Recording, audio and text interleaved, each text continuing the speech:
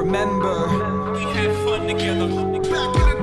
my first time online, 1995, my neighbor's new computer. We took it for a ride, addicted from the start, and it wasn't ending soon. In JPEG room, seeing women in the nude, but that's not my interest. Time I could invest, Deltries and Trojans, computers I could infect. Hold on, I'm getting ahead of myself. Take a step back, started making fan sites of artists that could rap.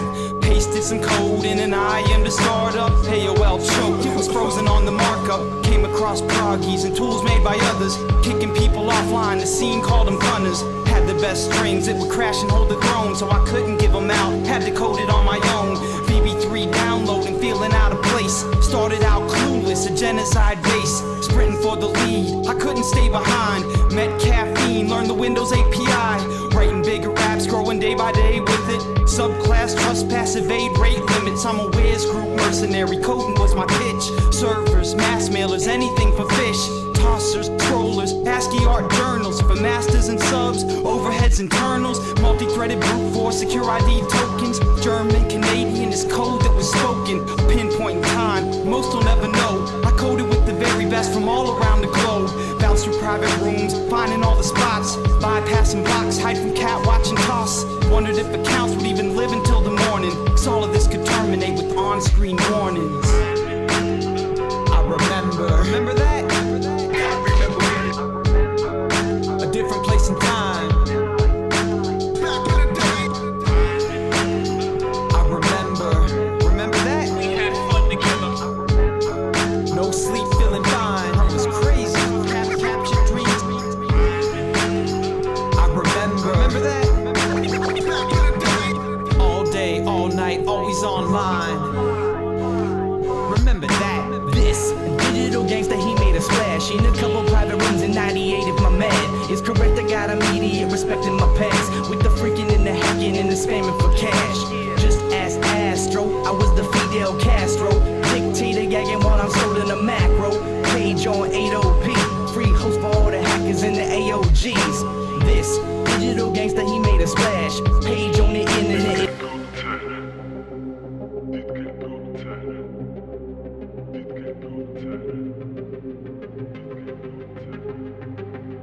Optimistic beats.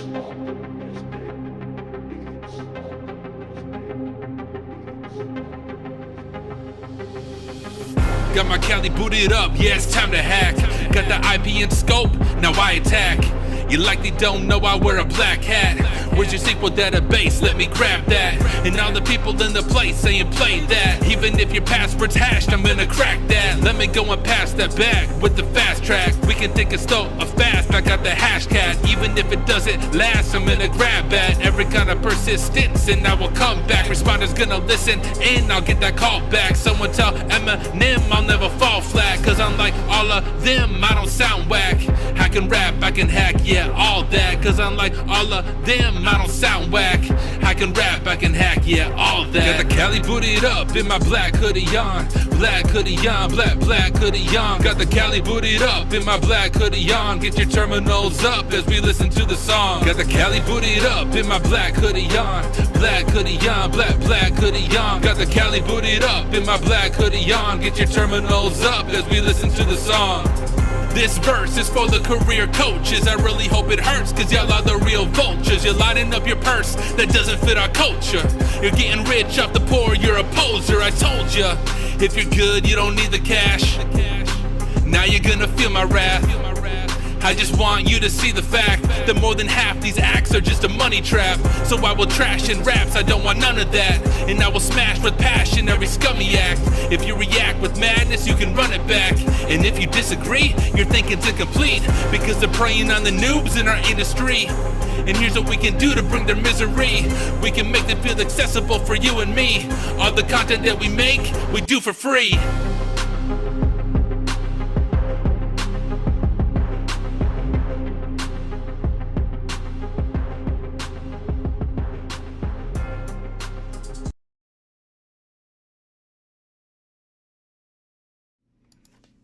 What is up? I got my Cali booted up in my black hoodie on. Hey, if you want this black hoodie, you can get it from the Hack Smarter store. I sell these all at cost, so I don't even make any money off of it. But we have this. I have some Hack Smarter swag. So if you want it, let me go ahead and drop a link real quick in the chat, and you can be cool. Let me drop the link real quick. store.hacksmarter.org. I'll show it off to you guys real quick.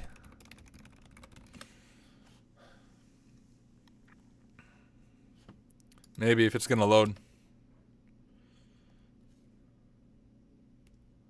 The frick. It's not loading. There we go. So if you go to store.hacksmarter.org, I have like Hack Smarter shirts. I have a Hack Smarter hat. I think mine's upstairs. Hack Smarter tank top, long sleeve shirt, another t-shirt, and right here, that's the black hoodie on. Got my Cali booted up and my black hoodie on. So if you want it, you can get it from the Hack Smarter store. Like I said, I sell these at cost. I think, like, I had to mark it up. It forces you to mark it up. I think it's like 3 cents per shirt. But go get it. Wear it to DEF CON. Wear it to whatever conference you're going to. And rep the Hack Smarter APT, Advanced Persistent Threat Group. But, all right, let me go and check out chat. I just realized I don't have it on. Let me turn it back on. There we go. Let me scroll up. We have... Ladies and gentlemen, historical moment, Zero Cool did not get first blood in the chat. S versus J face-off beat him by seconds. Like, okay, 28, 38, 39, 40. S versus J face-off beat him by 12 seconds. That was a close race. We got 444C in second place, then Zero Cool coming in. Amazing. Good to have you guys right away. We have Nox Lumens. Good to have you here as well. We got Lilit Ghoul over on LinkedIn. Good to have you here. We have SheX over on YouTube. What is up? We got Cyber Nerd Dante. Miss Scroll, we got Muhammad. Thank you for the kind words. I do appreciate Muhammad. Is that you rapping? That is me rapping. How does it begin? I got my Cali booted up and it's time to hack. Got the IP and scope, now why attack? You likely didn't know I wear a black hat. Where's your SQL database? Let me grab that. That's me. All the people in the place saying play that. I'm trying to think of how the song goes. Even if your password's hashed, I'm gonna crack that.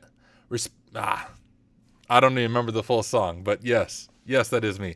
I made that song live on stream. Now, that was over a year ago, but I wrote the song while I was streaming, recorded the song while I was streaming, and mixed and mastered the song myself while I was streaming. So if you go back through my YouTube channel, through the stream archives, you'll be able to find the making of the Black Hoodie On song.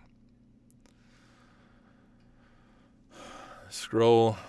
Thank you all for the kind words. I wonder how many hours are in his day. Just a lot of caffeine, dude. I just got my kids to bed. I mean, I work a full-time job, so I worked all day, got off work, hung out with my kids. We went to a pizza buffet, so I ate a whole bunch of pizza, overate. So that's always fun. And then got my kids to bed, and here I am. I'm starting a little bit earlier because I was able to get my kids to bed earlier, and I'm hoping I can get some boxing and exercise in at the end of the stream, but we'll just see how the stream goes, see if I'm able to knock out this module in time. What up, Dane Riley? Good to have you here. We got Mary Ellen Kennel checking in. White Cyberduck. LinkedIn user, I apologize for the person on LinkedIn. Sometimes Restream doesn't like to pull people's names, so I only see LinkedIn user, but either way, whoever you are, it's good to have you here. We got Nito checking in. The Quirky Geek. What is up? Arvidas, I've been asked that ever since I was like a kid, dude. I don't know. Like, ever since I was born, I have those vampire teeth, like, right there. So if hacking doesn't work out, and if rapping doesn't work out, I'm going to fall back on my career being a vampire. Hopefully it doesn't amount to that, but you never know. Hacker became a rapper. Actually, I was a rapper before I became a hacker. It was a rapper who became a hacker because my rap career wasn't turning out. So I was like, all right, screw it. I'll type on a keyboard and see if that goes better. Good to see you here, Ty Beaton. Good to see you, Dama, Frozen Fusion. I was also a pastor once. You are correct. It all begins many years ago in Sam's Club. That was my first legit job. I got married super young, still married, so that's always a plus. But I got married, I got engaged when I was 18, graduated from high school, got engaged. I got married when I was 19, and then moved out then. And my first job was Sam's Club. I was a cashier for like a week. And then they were like, hey, do you want to be a supervisor? And I was like, does it pay more? And they're like, yeah. And I was like, yes, I want to be a supervisor. So I started my journey as a supervisor at Sam's Club, selling Plus memberships and credit cards. And here we are. And who knows, maybe next I'll be a lawyer or something. Oh, you did too, Psych? Welcome to the family, dude. The vampire family. Dude, the dentist shaved your canine teeth? I would do a lawsuit right there. They can't shave your teeth. What if you need those? Bite someone. All right. Craziness. So a few things, guys. Before we dive into the normal stream, I have to make a video. And I need to get the information pulled up here. Oh, I'm not even logged into it on here. Give me just 1 second. And I'll explain. It's going to be just a 60-second video. Now, don't scream at me for this. My typical thing is I don't do sponsored videos, right? And I still don't do sponsored videos. But the sponsored videos I do not do are like the full video sponsorship. So I'll give you a very clear example. Try Hack Me has offered many times to pay me really good money to make sponsored content about their certs, about their learning paths, about their cloud stuff. And what I tell them is like, hey, instead of paying me money, how about you give me some vouchers I can give away to my community, but let me make the video on my own. Because when you make a sponsored video, the way that works is generally you have to come up with a full script and like the video idea. You submit that script over to the company, they approve it or make recommendations on changes. You then submit the final script to them and they approve the final script. Once you have the final script approved, you have to make a video following every guideline that they lay out. Once your video is done, you then have to send them the video. They have to review the video. And if they want you to make changes to the video, you then have to make those changes all before the final release of the video.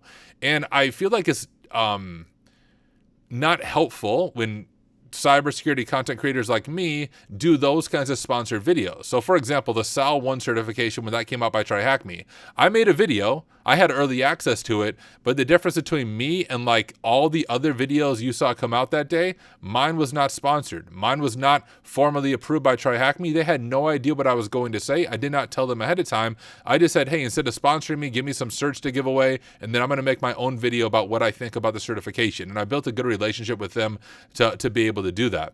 So I don't do like those long form sponsored videos, but I've always been open to those like short bumper ads. Like if a company that is legit and reputable that I actually use wants to pay me for like a 30 to 60 second ad in the beginning of a video, then I'm more open to that conversation. And I had Sneak reach out to me. Now you've probably heard of Sneak. They are the security company. I know them because I use their Sneak extension in Visual Studio Code all the time to do static code review. So I know Sneak, they're a solid organization. And they said, hey, Tyler, we have this workshop coming up on, I think it's May 11th. That's why I have to check. But they have a workshop coming up about just developing a security program within your organization. It's a completely free workshop. Doesn't cost anything for people to attend and go to it. And they're like, hey, we'll pay you if you just do a 60-second commercial probably won't even be 60 seconds, honestly, 30 to 60 seconds bumper before one of your videos. And I was like, okay, bet. How much you guys are going to pay me?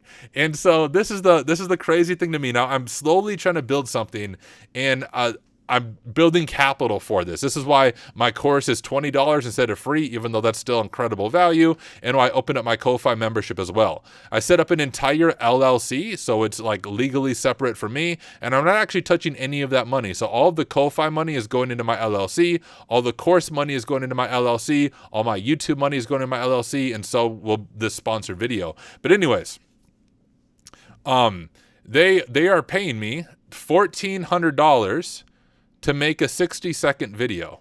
Seems like a no-brainer about something I honestly would have done for free. So I just want to go ahead and knock out that main video right now. It's just going to be me talking, and then I'll edit it later on and add some like video overlay and stuff. And you'll see that at the beginning of one of my videos that I'm going to be coming out with this week. But yeah, $1,400 to make a 30 to 60-second video, not a full sponsored video, and just to talk about a free workshop. So that's what we're going to do real quick. Let me knock that out, and then we'll dive into the course. Let me look at chat, see if anyone's like yelling at me, calling me a sellout. That's okay if you do, but Just wanted to share the context before I make this.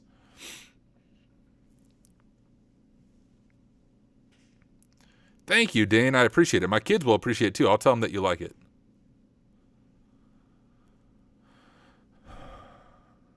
Oh, LLC, yeah, it is something American. So an LLC is a limited liability corporation. It's kind of like its own legal entity outside of me. And then I can manage the finances a little more better and a little more above board and pay taxes and stuff on it. So that's what it is, guys. I still don't plan on making any full-length sponsored videos, and there's probably going to be very, very, very few of these 60-second videos. I get offers all the time, and I turn all of them down. But this one was just like, yo, this is super low-key. I can easily make it, and it's for something free. A lot of the times when organizations want me to make sponsored videos, it's for like a product that no one can even afford in the first place. I'm like, I'm not going to try to peddle that to my audience.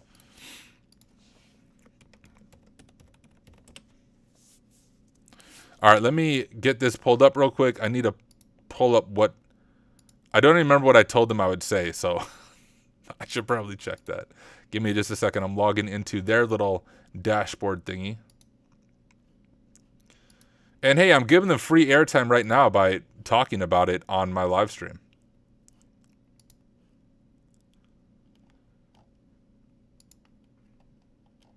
All right, let me go ahead and... Okay, here's the draft.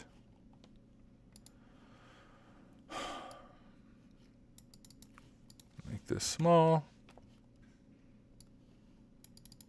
All right, here we go. We're going to wing it. And if they don't like the draft, I'm not going to redo it. So here we go. And I'll answer your question in just a second. It's me, CCK. But let me go ahead and shoot this, and we'll be good to go. Oh, let me turn off chat, too.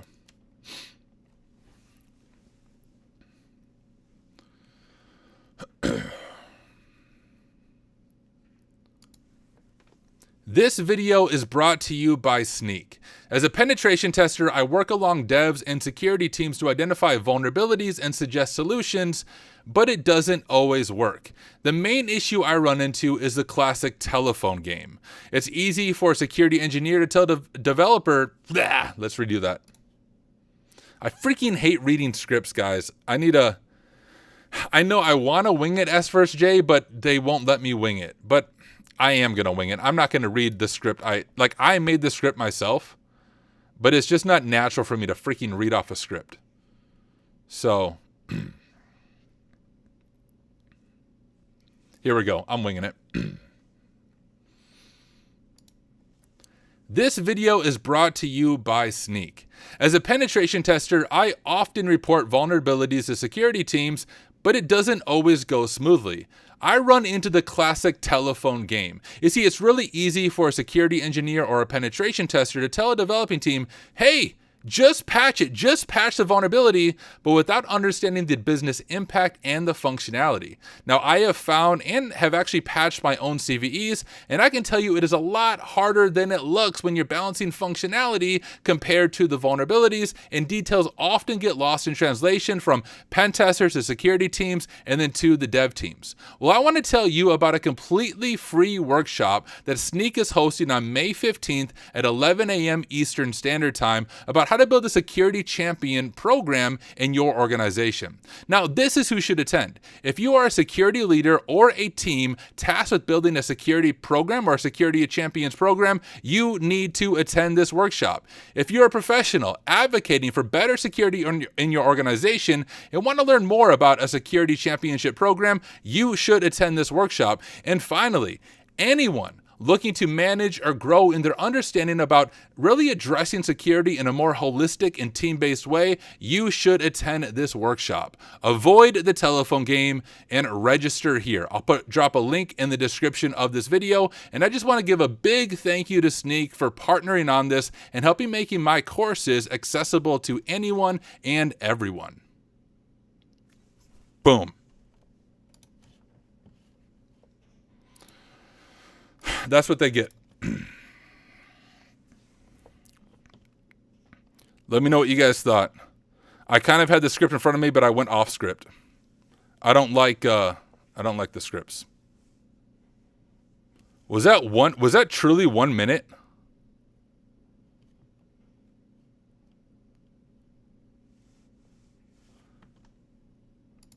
How long was that? Hold up. That may have been too long. That was pro level. I appreciate everybody. Seriously.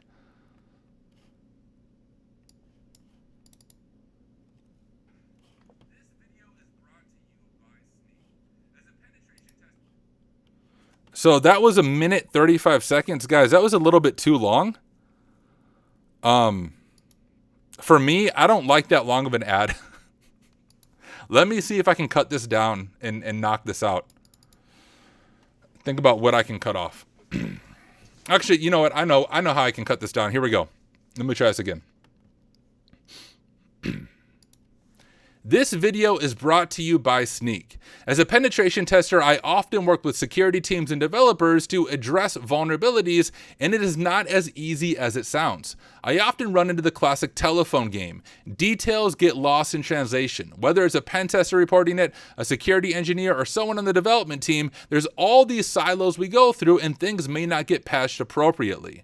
Well, I want to tell you about a completely free workshop that Sneak is hosting on May 15th at 11 a.m. Eastern Standard Time about how to develop a security champions program in your organization to address that issue. If you are a developer, if you are a leader in your organization, or if you're just someone who wants to figure out how to address vulnerabilities from a team-based and more holistic standpoint, this workshop is for you. The details for this workshop are in the description of this video, and I want to give a huge thank you to Sneak for partnering with me to make my courses more accessible to a wider audience of people. Boom. That was like exactly 1 minute. Shorter, a little more to the point. We're going to do that. 1 minute. I wanted to aim for 60 seconds and I freaking winged it. That's what I'm talking about. Let me go ahead and just rename this Sneak Promo. And hey, like, I'm not just saying this because they're paying me. It actually does look like a pretty cool webinar. They're going to give me a special link so it goes through me, but let me just give you guys the generic link that I have right now. And when I come out with that video, just like click the link again, right? Now, honestly, I guess I don't care. I don't get paid any more, any less based on how many people click the link. Oh, they need to give me a new link. This one doesn't even work. Let me see if I can find it for you guys. Give me just 1 second.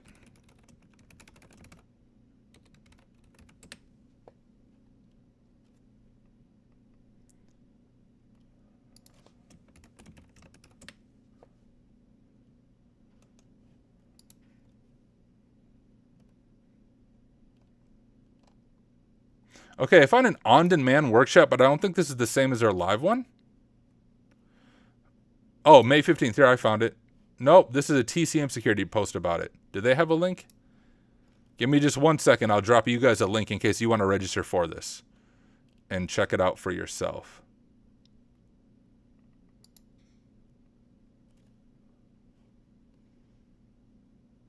Okay, yep, I found it. All right, here you guys go.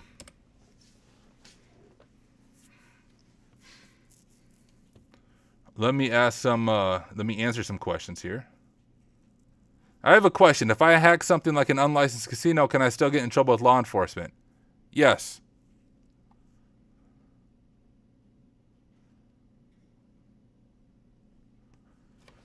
All right. Let's go ahead and start working on the main thing that we're going to be working on tonight, which is the course. Let me get this over here. I'll show you guys what we have all done. And also, real quick self-promotion. If you want to support what I do, you can join my Ko-Fi membership page. And, guys, for those of you in the Hack Smarter plan, I have exciting news. I asked Jerry today, I was like, yo, Jerry, I have people who are supporting me on Ko-Fi. Is there any way I can just give them access to the course while I work on it so like they can go through the modules that are done and they don't have to wait till next week? And he said yes. So he's going to give me permissions to just add people to my course, hopefully by tomorrow. When that happens, all of you in the Hack Smarter support plan, I'm going to give you access to the course ASAP. It won't even be done yet, but you can go through every module that is done, and I really want to hear your feedback on things I should change or adjust. So if you're in the Hack Smarter support plan, you'll get access to this course hopefully by tomorrow. So stay tuned to your email. I'll shoot you an email once I give you access. If you want early access, go to my Ko-Fi membership page, join the Hack Smarter support plan. You can get early access. Otherwise, the course is releasing on May 12th. $20 will give you lifetime access, no sub required, one-time payment of $20.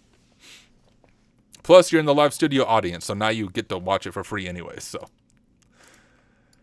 all right. Oh, I clicked the wrong thing. Let's edit curriculum here, and then let's preview. All right, here is the course. We are all the way down, believe it or not, to 6.0. My other computer is your EC2, attacking EC2 instances. And believe it or not, ladies and gentlemen, we are actually getting close to finishing this course. My goal is to get all of 6 done tonight. Then tomorrow night, we're going to do all of 7.0, which is AWS privilege escalation. That's kind of a connecting all the dots together at the end of the course. And then, this will be tonight. This will be Friday night. The Capstone Challenge Beanstalk Secrets will be Saturday night. And I might be able to do all of 8, all of 9, and 10 all on Saturday night. Worst case scenario, I'll do like all of 8 on Saturday night, and then 9 and 10 on Sunday night, but the course will be done by Sunday night. We'll do 2 weeks of beta testing, and the course will release on May 12th. That is the plan. So for tonight, what we are going to focus on is all about attacking EC2 instances, beginning with some theory.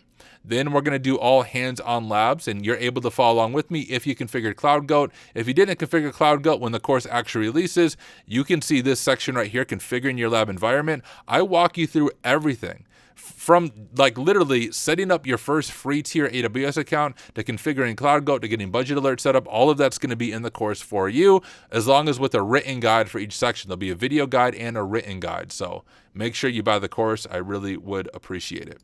Let me go ahead and pull this over here.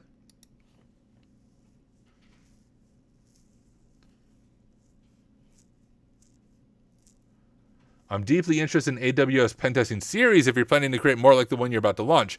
Actually, on my YouTube channel, which I see that you're on Twitch, so let me just give one more self-promotion. My primary platform is YouTube. This is where you can catch all my videos, and I have an entire playlist with, I don't know, 60 videos in it on AWS pen testing. So if you go to my YouTube channel, and let me go to make my VM full screen. If you go to my YouTube channel and you click playlist, you can see, I have it somewhere. There's Pwn Labs AWS, but I have it. Oh, here we go. 64 videos on learning AWS pen testing, all completely free. So here you go.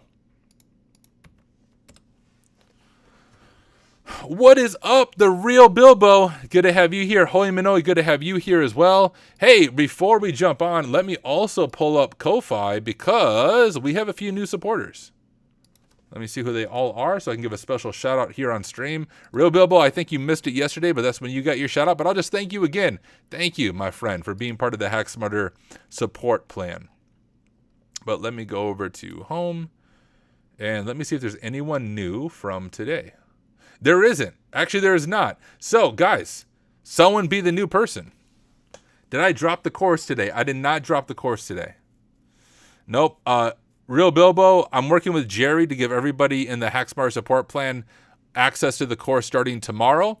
But the course isn't done. The course will be completely done for you guys by Sunday night. But the course for the public doesn't actually launch until May 12th.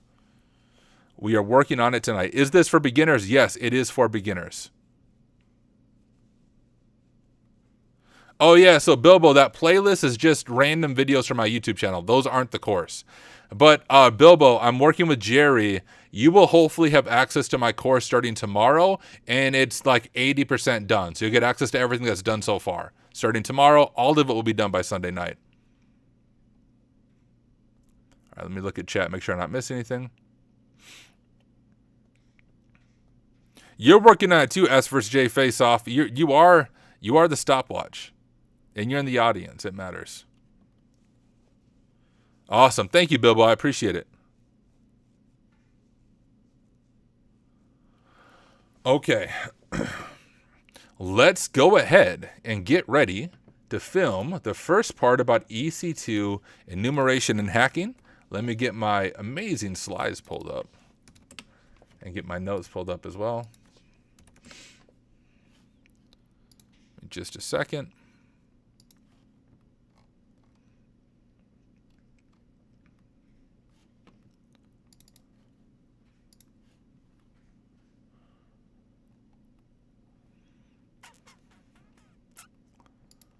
All right, here we go. Slideshow.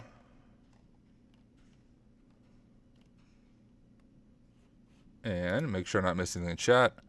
All right, hey, SheX, thank you for stopping by. I appreciate it. Let me make sure chat is turned off on the screen, and it is. Beautiful. Drink of water, and then we're going to dive in. We're going to one-take the EC2 slides. Oh, nice. It's awesome, Bilbo.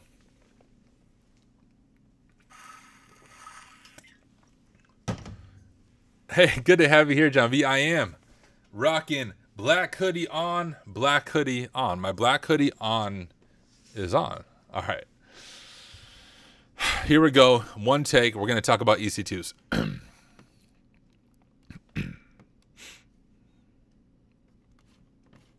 Gotcha, S vs. J. I'll have to make my own stopwatch, but I appreciate your commitment so far. Seriously, it is really helpful.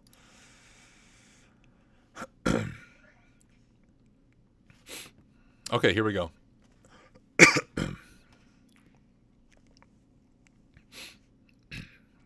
Think of how I want to start.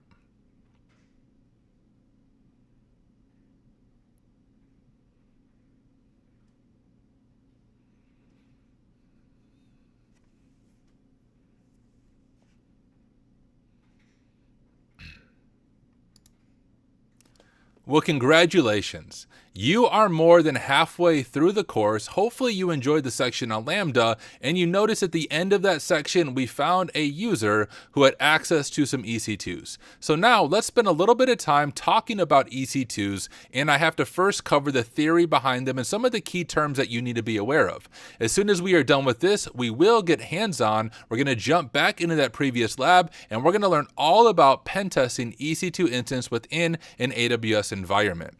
So here we go. My other computer is your EC2. Let's first begin with the basics of EC2s. So EC2 stands for Elastic Compute Cloud. Now, you have hopefully noticed this by now. AWS just likes to make up strange names for all their services, I think so that we're forced to Google it and read their documentation. But EC2s are very simply just virtual machines in the cloud. You choose the OS, Linux, Windows, you choose the instance type. That's the size or kind of the resources the virtual machine has. You choose the network config, what has access to the different ports. You choose the IAM role. If you assign an IAM role to an EC2 instance, and it's able to perform other functions within the AWS environment depending on how you have the EC2 configured. So when you see the word or the name EC2, I just want you to think virtual machine. That's going to keep it simple and plain for you, and things will begin to make a lot more sense. Now, EC2s are used for a wide variety of things. They're used for applications, dev environments, web servers, basically anything a traditional server can be used for. It can also be used with an EC2. Personally, I have an EC2 that functions as a C2, or a command and control server for me in the AWS cloud. The benefit of that is it has an AWS IP, and it's usually not blocked anywhere. And so it's good for CTFs, but it's also good for real engagements. So kind of an extra mile exercise you can do is spin up your own EC2. In the beginning, we created our free tier AWS account, and you can figure out how to spin up your own EC2. It's actually a lot easier than it might sound, and you can get hands-on with that. But this course is all about pen testing, so we're going to attack them, not build them, but knowing how to build them is also important. A few more things to understand. Keywords that you're going to run into, one keyword is going to be instances. These are just the different EC2s that you have in your environment. So if I have 3 different virtual machines in my AWS cloud environment, I have 3 instances of EC2. That's just AWS terminology. A second term you're going to become familiar with is security groups. These are the firewalls in front of the virtual machines where you can open up or close down different ports. Another thing to become familiar with are key pairs. Often when you set up a server, the best practice is to have key pair authentication for SSH. You generally don't want to open up password-based authentication to the internet or even on your internal network. So when you create an EC2, you can create a key pair. You put your public SSH key on the EC2, and then you can SSH in using your private key. You also have elastic IPs. These are simply the IP addresses assigned to the EC2s so that you're able to connect with them. Another big thing I really want you to pay attention to is this phrase right here, the instance metadata service. This is a way for the EC2 to kind of call home back to AWS. And so the EC2 can look at startup scripts, so it knows how to be configured. The EC2 can retrieve its own credentials for IAM within the AWS environment. And you can imagine, as an attacker, if you are able to compromise an EC2, you can also query the instance metadata service, and you might be able to find some credentials being stored in the user data or the startup script. You might be able to find credentials with whatever role is attached to the EC2, and you can use that information to pivot deeper into an AWS environment or even pursue some form of privilege escalation, and that goes along with the IAM instance profile. Just like when we talked about Lambda functions, and you can take an IAM role or an IAM role and apply it to the Lambda function, you can do the same thing for an EC2, which means if you compromise an EC2, you now have access to that IAM role. So a few things to keep in mind when it comes to actually pen testing EC2s. I've said this a few different times, but if you get access to an EC2, that is gold. You can hit the metadata endpoint to look for secrets and grab credentials. You can enumerate IAM permissions, and you can find exposed secrets. We're going to do all of those things in the hands-on lab, and I'm really excited to show that to you. Another thing to look for are common things that you look for in a network pen test in general. One is SSH ports. Good practice for anything in the cloud or anything internet facing is it should be locked down to specific IPs owned by the company, so not everyone on the internet can hit them. But if you're doing an AWS pen test and you see that port 22 is exposed to the internet, and especially if port 22 allows password-based authentication, that's actually a finding that you report to a client. It's not medium or high unless you can get access, but it's at least a low finding that you need to make sure the client is aware of. You also want to look for metadata. Now, I mentioned this a few times, but the metadata IP is this private IP right here, only accessible from within the AWS network. So when you compromise the EC2, you can hit this URL or this IP right here to hit that metadata service. We're going to do that exact thing in the hands-on lab. So if that seems a little bit confusing right now, that's okay. I'm going to guide you through it shortly. And then finally, you have user data. This can be kind of the startup script when the VM is configured. What I see in the user data often doing an AWS pen test are credentials for local users on the account. I've seen everything from just your SSH username and password to database credentials and even more just by looking through the user data of the EC2s I was able to compromise. Finally, I want to show you an example of an IAM role that you might see applied to an EC2. But first, I want you to look at this and consider how this might be able to be abused. Now, you should understand IAM policies, at least the basics by now. But remember, these are the JSON documents that define what an identity, a role, or a user within AWS is able to do or perform. You can see we have an allow effect right here, and we have 2 actions we're able to do.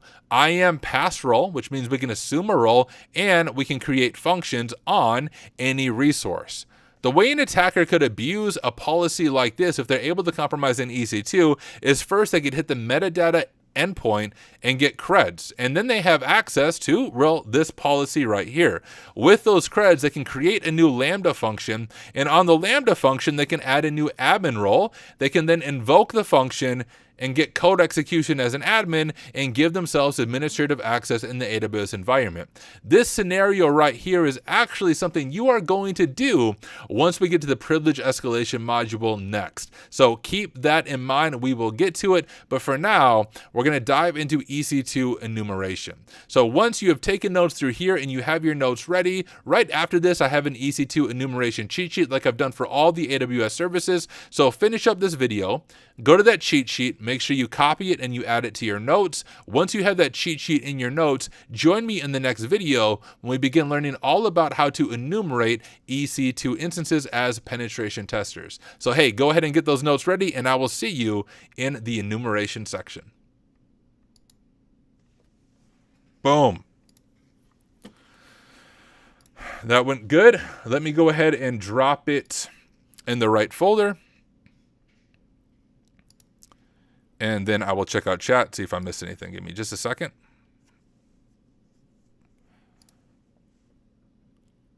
I'm not seeing the video, but I know I just recorded the video. Here, let me close this out fully. 7 minutes, 43 seconds. Awesome. Thank you.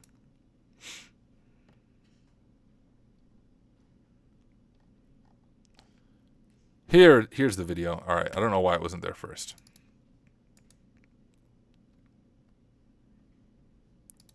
Folder module 5. Drop it in here. We'll rename it EC2s for pen testers.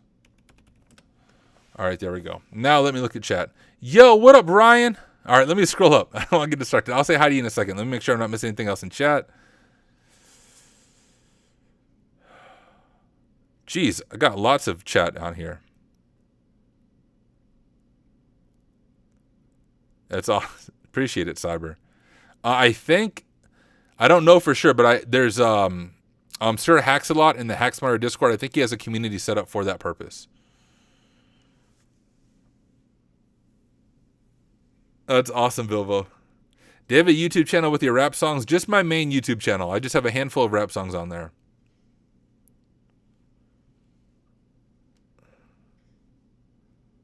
So your EC2 gets detected, then you use GCP or DigitalOcean. I also have a C2 set up in DigitalOcean. And I have one set up in Azure.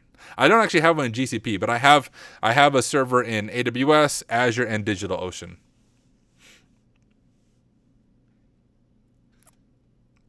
Trying to miss anything.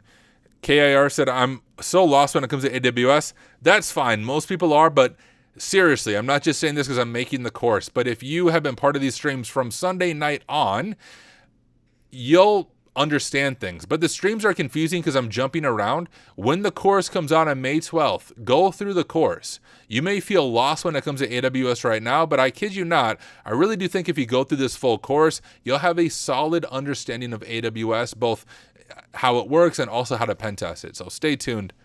I think you'll enjoy it.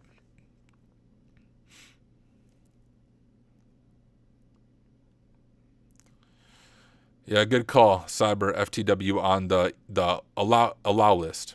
All right, what up, Ryan? Good to have you here, my friend. I saw you jump in on LinkedIn. Zero Cool said, best practice update to IMDS v2 to prevent SSRF. IMDS v2 requires a token too, except from access key and secret access key. Spot on. And we're going to talk about that in the hands-on lab just a little bit. All right, let me scroll.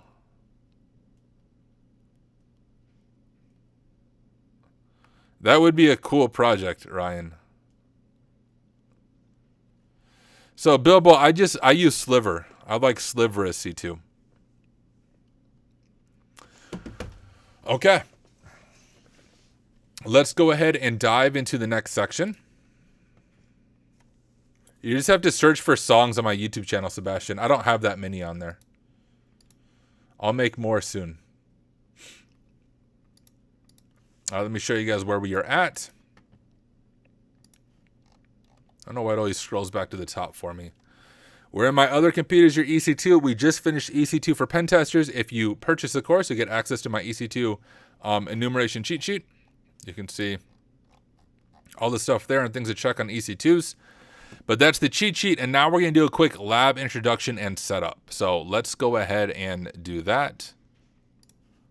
Drop this over here. Close this out. Get logged back into my VM.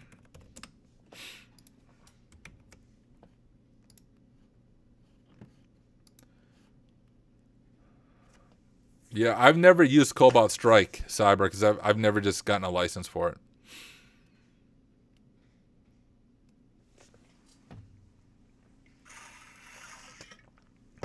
All right, let's go ahead and shoot. This will be a shorter video, 2 to 5 minutes on lab introduction and setup.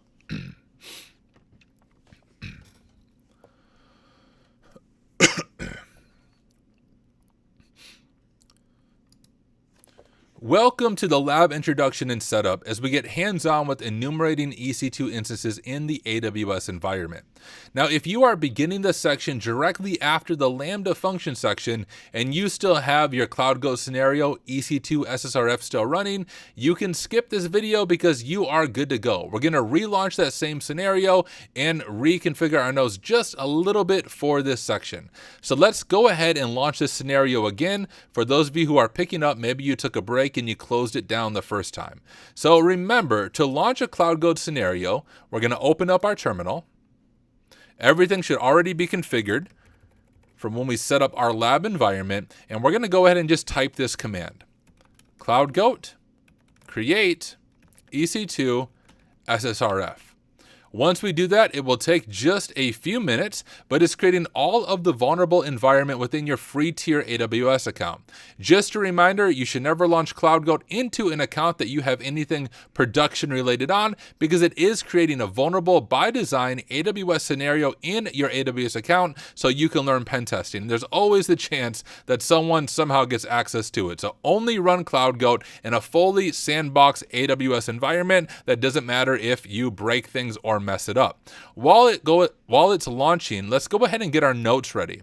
Now we can go through our notes that we created last time. Remember when we were doing the Lambda enumeration, we already set up some of our notes. We'll scroll down to the bottom of these notes, and I'm going to go ahead and just create a new H1 to keep our notes clear, and we'll call this EC2 enumeration lab, like so.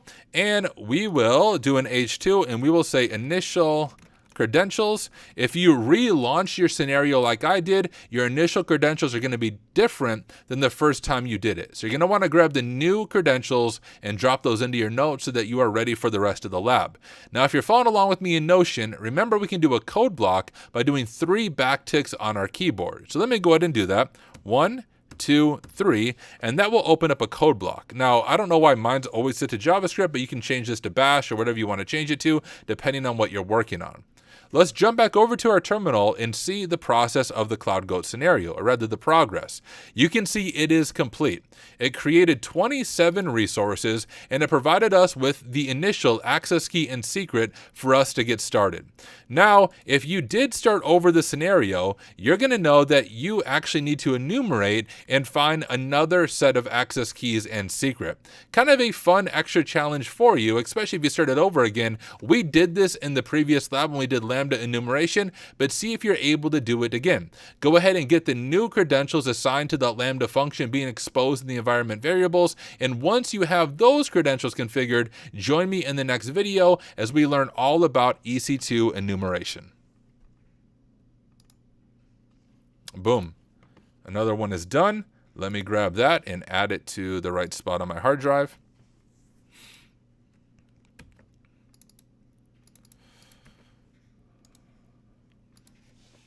Intro to EC2 lab. All right, and now we need to go grab our own credentials real quick for this. I'm just going to log into my AWS console. I'll show you guys how you can do this as well once I get logged in. But remember, between last night and tonight, we're using the same CloudGoat scenario because the first part of the scenario requires Lambda enumeration and the second part requires EC2 enumeration. So I'm not going to show you guys this again because I just did it last night, but that's what I'm doing right now is grabbing those credentials.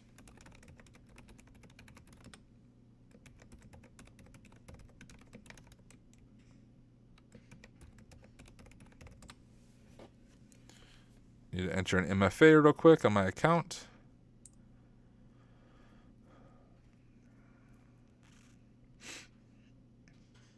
Thank you, S vs. J. 3 minutes, 3 seconds. Perfect. I said between 2 and 5 minutes, so I was accurate.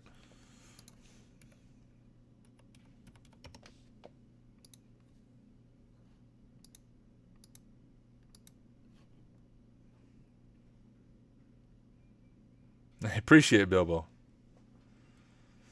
Yeah, like Cobalt Strike is expensive and we don't do enough red team engagements to make it worthwhile. You can do most internal pen testing without even a C2, at least from my experience. You can get by with something basic like Sliver if you need one. All right. So I'm logged into my environment. If you want to follow along and you forgot how to grab the Lambda credentials, once you spin up the scenario, you can go ahead and search for Lambda up here. And we're going to grab those credentials that are being exposed as Lambda environment variables.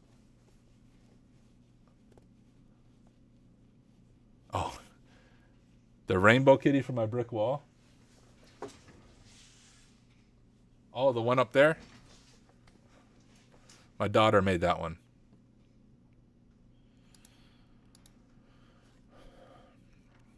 So here's the Lambda function that it creates. And if you remember, if we go to configuration, environment variables, we have our access key and our ID right there for the new role that we enumerated with Pacu at the end of last night's stream and realized it had access. Wow, that messed it up. Realized it had access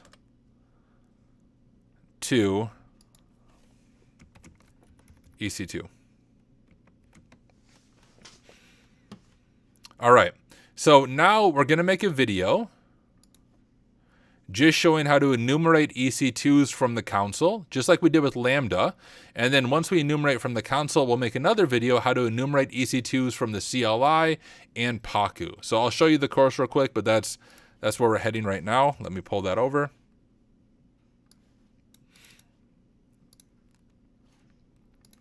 But here's where we're at, ladies and gentlemen. We finished EC2s for pen testers, EC2 enumeration cheat sheet. I already did offline.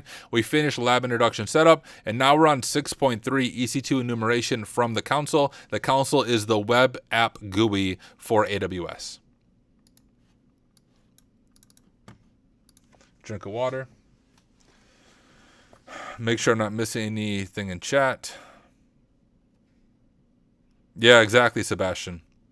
You're doing this every day until we're done.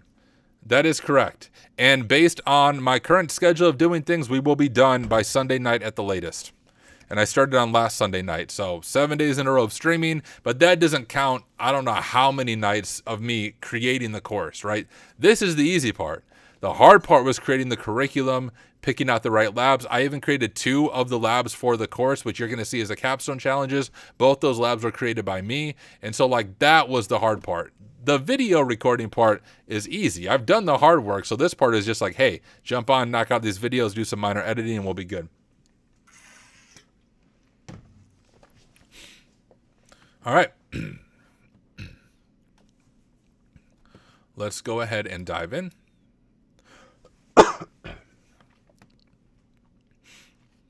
And we will record.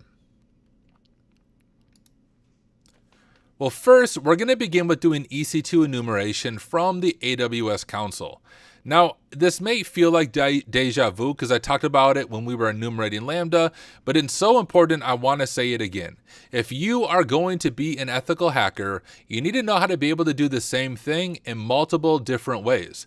The one tool or the one methodology you rely on all the time, you're going to learn all of a sudden it doesn't work when it really matters. You'll be in the midst of an engagement. You're trying to enumerate something. You're trying to get keys to the kingdom, as they say, but all of a sudden, that one tool you know best fails. It dies. It doesn't work. There's something in the environment stopping it from working. So when you are learning ethical hacking, whether it's AWS or Active Directory or web app pen testing, whatever field you're studying, make sure you know how to do different things to accomplish the same purpose. So when one tool fails, you can very quickly pivot to another tool. So what I want to show you is how to enumerate EC2 in 3 different ways. This video is going to cover how to enumerate it from the console, and the next video we'll talk about the CLI, and then we'll talk about doing it with Pacu. So let me go ahead and share my screen, and what you need to do is log into your AWS Sandbox environment that we set up in the beginning of the course, the same AWS account that you used to spin up the Cloud Goat scenario. Once you are logged in, here is what the console looks like. You saw this in the previous one about enumerating Lambda, so none of this should be super new to you. But once we are logged in, we have this helpful search bar at the top. Go ahead and click up there and just start typing EC2. Once we do that, you can see we have this right here, the EC2 virtual servers in the cloud. Let's go ahead and click into dashboard on here.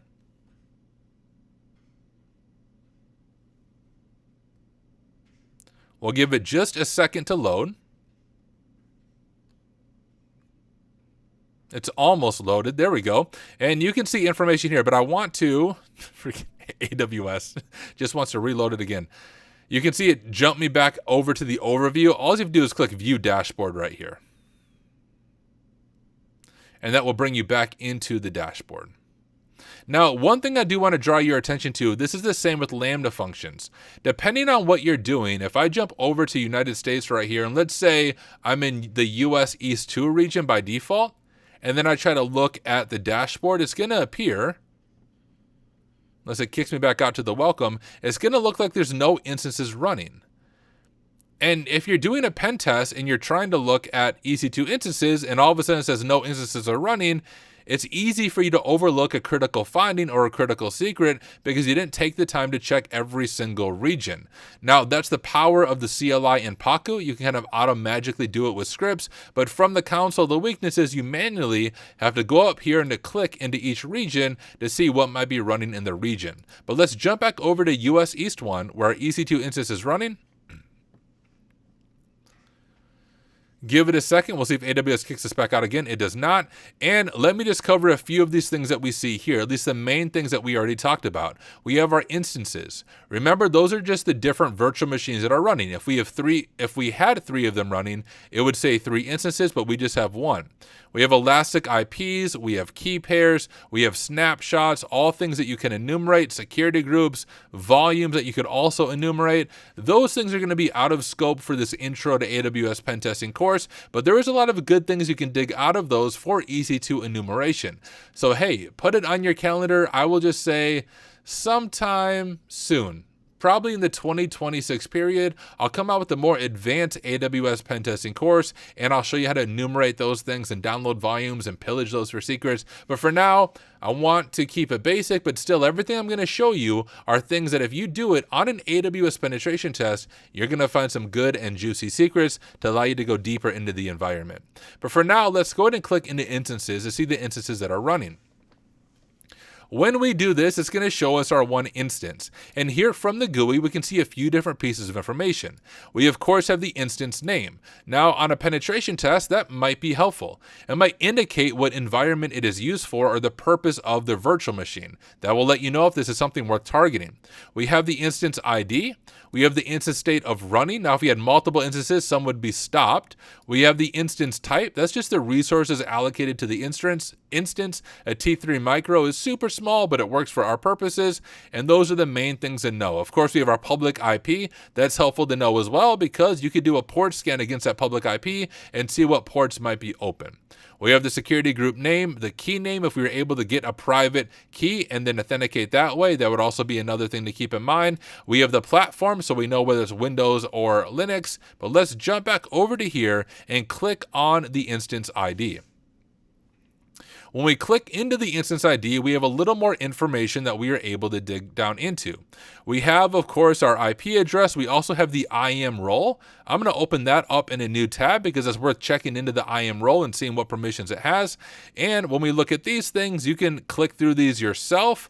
The main things to look for, if I scroll up here into actions, and it's actually instance settings. We're going to have to redo this one. I'm trying to remember. This is what I don't like about the console. I stopped recording. But I don't like this about the console because they change stuff all the time. And I usually do this from the CLI. I don't use the console. But to check for user data, I could have swore it was instance settings unless I'm missing it. Here, I'm going to click through here. Image and template, no. Monitor and troubleshoot, no. All right, let me jump back over to here.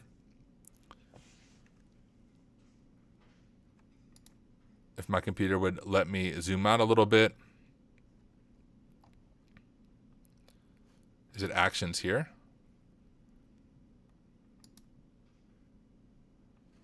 Edit user data. That's what I was looking for. So this is what I wanted to show off, was the user data right there as something to dig into for looking for secrets. So we're going to just re-record that section right there.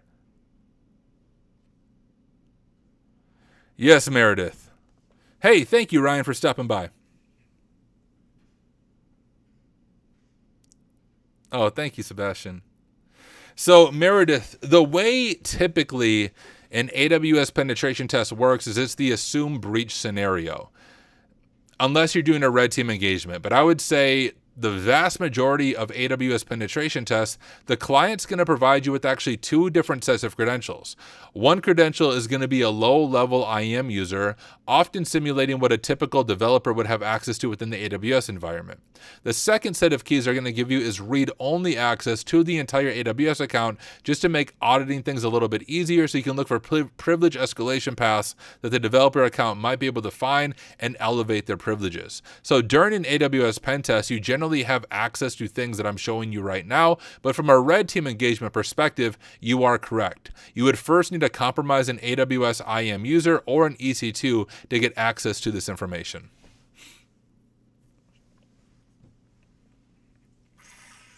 All right, let's re-record that section. It's going to feel like deja vu, guys, but that's okay.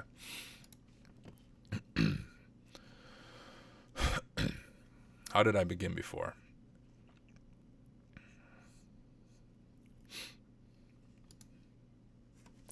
Well, now it is time to begin doing our EC2 enumeration. Now, I feel a little bit like a broken record because I know I talked about this when we were talking about Lambda functions, but it's so important it's worth repeating again.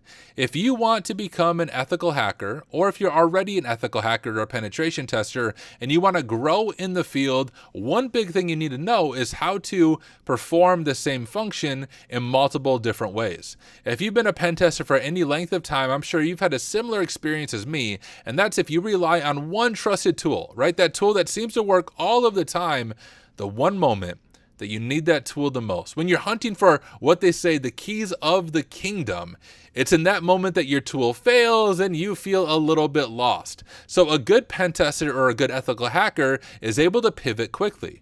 When one tool or one methodology doesn't work, they just shift to a different tool or a different methodology right away on the spot, because time really does matter. So what I want to do is show you how to enumerate EC2s in a few different ways. In this video, I'm going to cover how to enumerate them from the console, or the web GUI, the web application access that you are provided when you log into your AWS account. After that, I'm going to show you how to enumerate EC2s from the CLI, or the AWS command line interface, using all those long manual verbose commands that AWS likes to make confusing. And then finally, I'm going to show you how to use a tool like Pacu, which is sort of like Metasploit for the cloud or Metasploit for AWS, to auto-magically do a bunch of the enumeration for you. So let's go ahead and dive first into console enumeration. Once you log into your AWS account, which what you need to do right now before following along is log into your AWS account, the same account that you set up in the beginning of this course and the same account that you have CloudGoat configured in. So go ahead and pause this video, get logged into your AWS account, and then unpause me. All right, hopefully you are logged in at this time. Once you log into your console, this is what it's going to look like. And what's helpful is at the top of the console, and I'll see if I can zoom in, we have a search bar right here.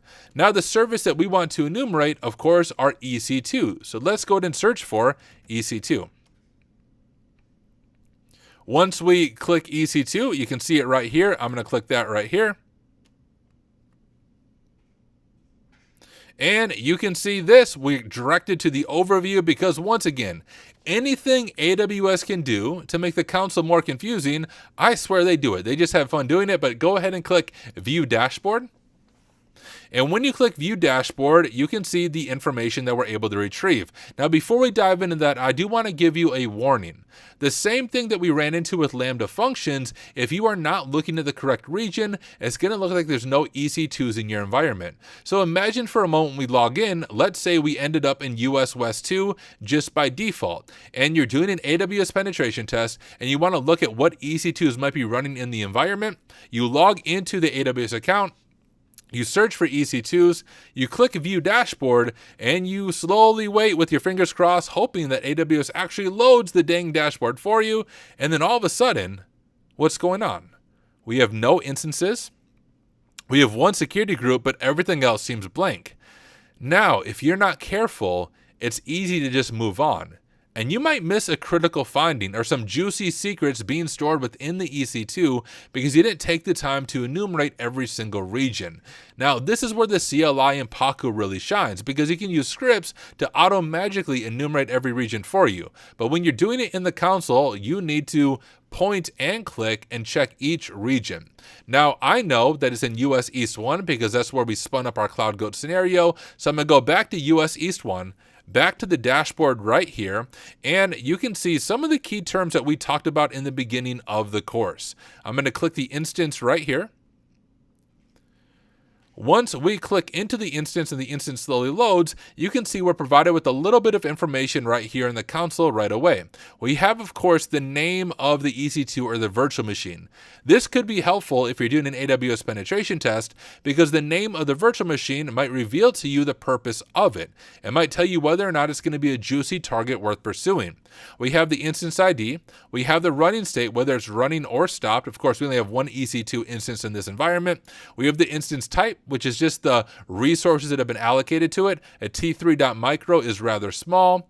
We have the availability zone, the public IP. This is also helpful information to have on a penetration test. One thing I recommend when you're doing an AWS pen test is grab all of the public IPs and then do your typical Nmap scan or a Nessus scan and treat it like an external network pen test because you could find something exposed on those ports that are worth looking into. Because remember, an EC2 is simply a virtual machine or a server in the cloud. We also have the security group name, the key name if we're able to find some keys, as well as a platform so we know if it's Linux or Windows. Well, let's go ahead and first check for user data.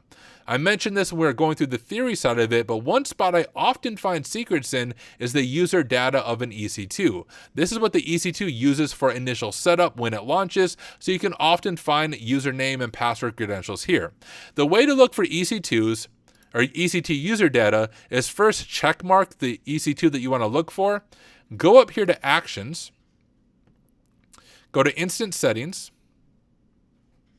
and you can see this right here, Edit User Data. When we do this, you can see user data right here. I'm just going to copy the user data so we can see it a little bit easier, and we can go ahead and drop that into our notes. And I'll just call this EC2 user data. I'm going to make a code block. Once again, to make a code block in Notion, it's just 3 backticks. And it did not copy that, so that's cool. You can see it literally says data copied. There we go. Now the data is actually copied. I'm going to make it so it wraps the code, and now we can see it a little bit. Now in this instance, it's not something super helpful to us. We can see it's setting up Node.js for a web server. We have the app.zip, and then it's spinning it up with Node, and we have a little bit of information on how the server is running, throwing it over to etc cron tab. But now you can imagine whatever the client is doing, there's a good chance you're going to find credentials here. I would say 80 to 90% of the time on an AWS penetration test, I'm able to find credentials in at least one of the EC2s just by doing this exact process and looking at the user data that is being stored there. Let's jump back over to this, and I want to show you a little more things you can enumerate from the console. If we click into the instance right here, you can see that it has an IAM role attached to it. Let's go ahead and click that IAM role and see what permissions are assigned to this IAM role. We'll give it just a second to load, and it should eventually show us any policies or permissions applied to it. We can see a policy name right here. Let's go ahead and click into that.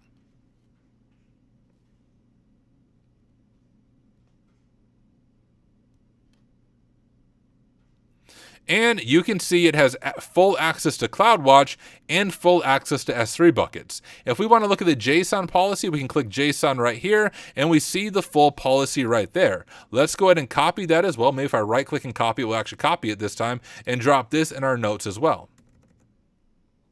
So this is the IAM role attached to the EC2. What that means is if we are able to compromise the EC2 and run commands from it, we have full access to both CloudWatch and S3. Now, we won't dig into CloudWatch right now, but we can talk about S3 because we already finished our module on S3. Remember, S3 is a way of storing files known as objects in different buckets. I like to think of it as FTP for the cloud. So hopefully you can already see the attack path lining up here. If we compromise the EC2, then we can enumerate S3, and then we might be able to find something cool or some secrets stored in an S3 bucket. So that is how you enumerate EC2 from the console. In the next video, I'll show you what I think is a better way, and that's doing it from the CLI or the command line interface, and then doing it from Pacu. So go ahead and finish up your EC2 enumeration in the console. Make sure you drop everything in your notes, and join me in the next video as we learn about doing it from the AWS CLI or the command line interface.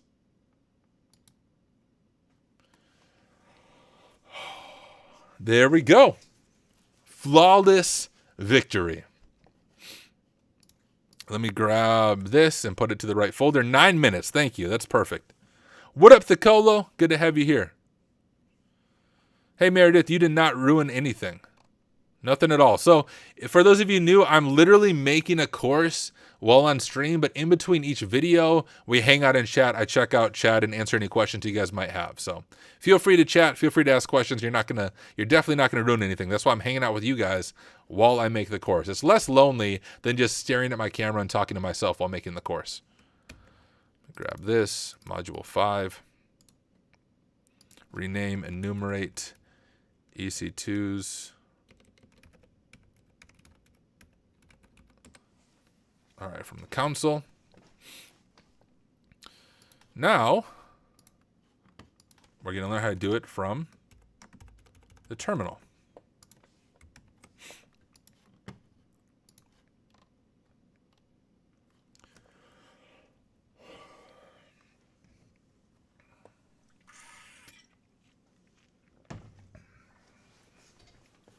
All right. I'll show you guys real quick where we're at in the course.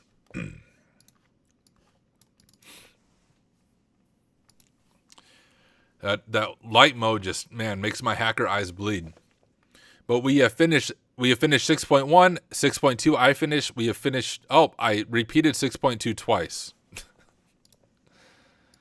Let me just go ahead and fix this numbering scheme before I forget. So that's going to be 6.3. We finished 6.3. We just finished 6.4. We are going to finish right now 6.5. After 6.5, we have a challenge lab.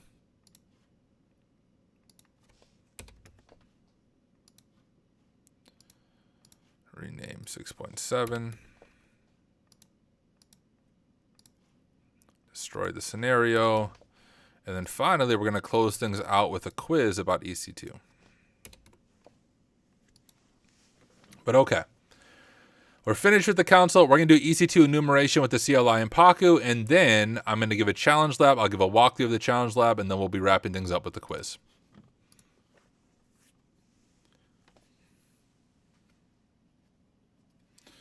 I'm getting your course day one, Tyler. I just have one question. What's the difference between yours, Cyber, and Pwn Labs ACRTP? Good question. The difference, I'm trying to think of what the difference would be practically. Cyber has a similar course, but it doesn't go through the basics, I think, as clearly as this one does. They have a course, I believe it's called like Intro to AWS Pen Testing, or Learning AWS Pen Testing with CloudGoat, Pacu, and ChatGPT. A course worth doing. It's by Christoph, really excellent teacher.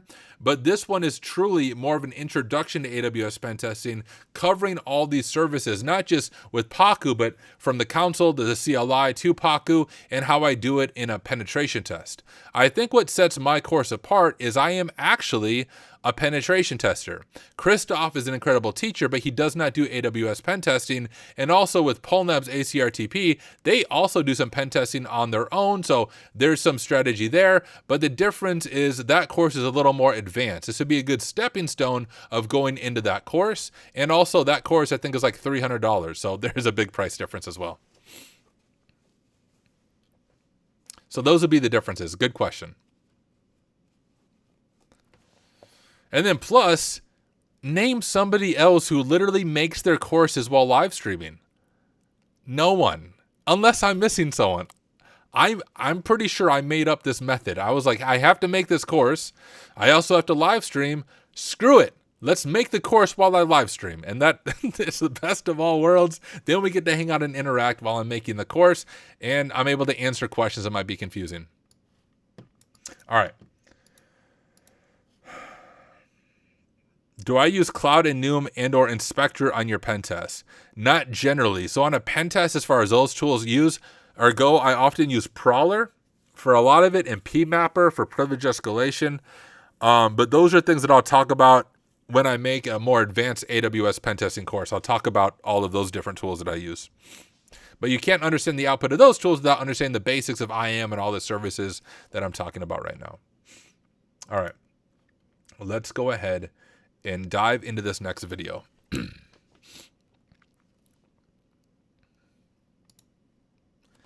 Now we are going to get hands-on with the AWS CLI or the command line interface to show you how to enumerate EC2 from the CLI. This, in my opinion, is a much better way than doing it from the console because you don't have to click and point and shoot. And for anyone who's used AWS regularly, you know that they're often moving things around on the console, but thankfully, the CLI generally stays the same and provides the same functionality. Let me go ahead and share my screen and let's dive through this together.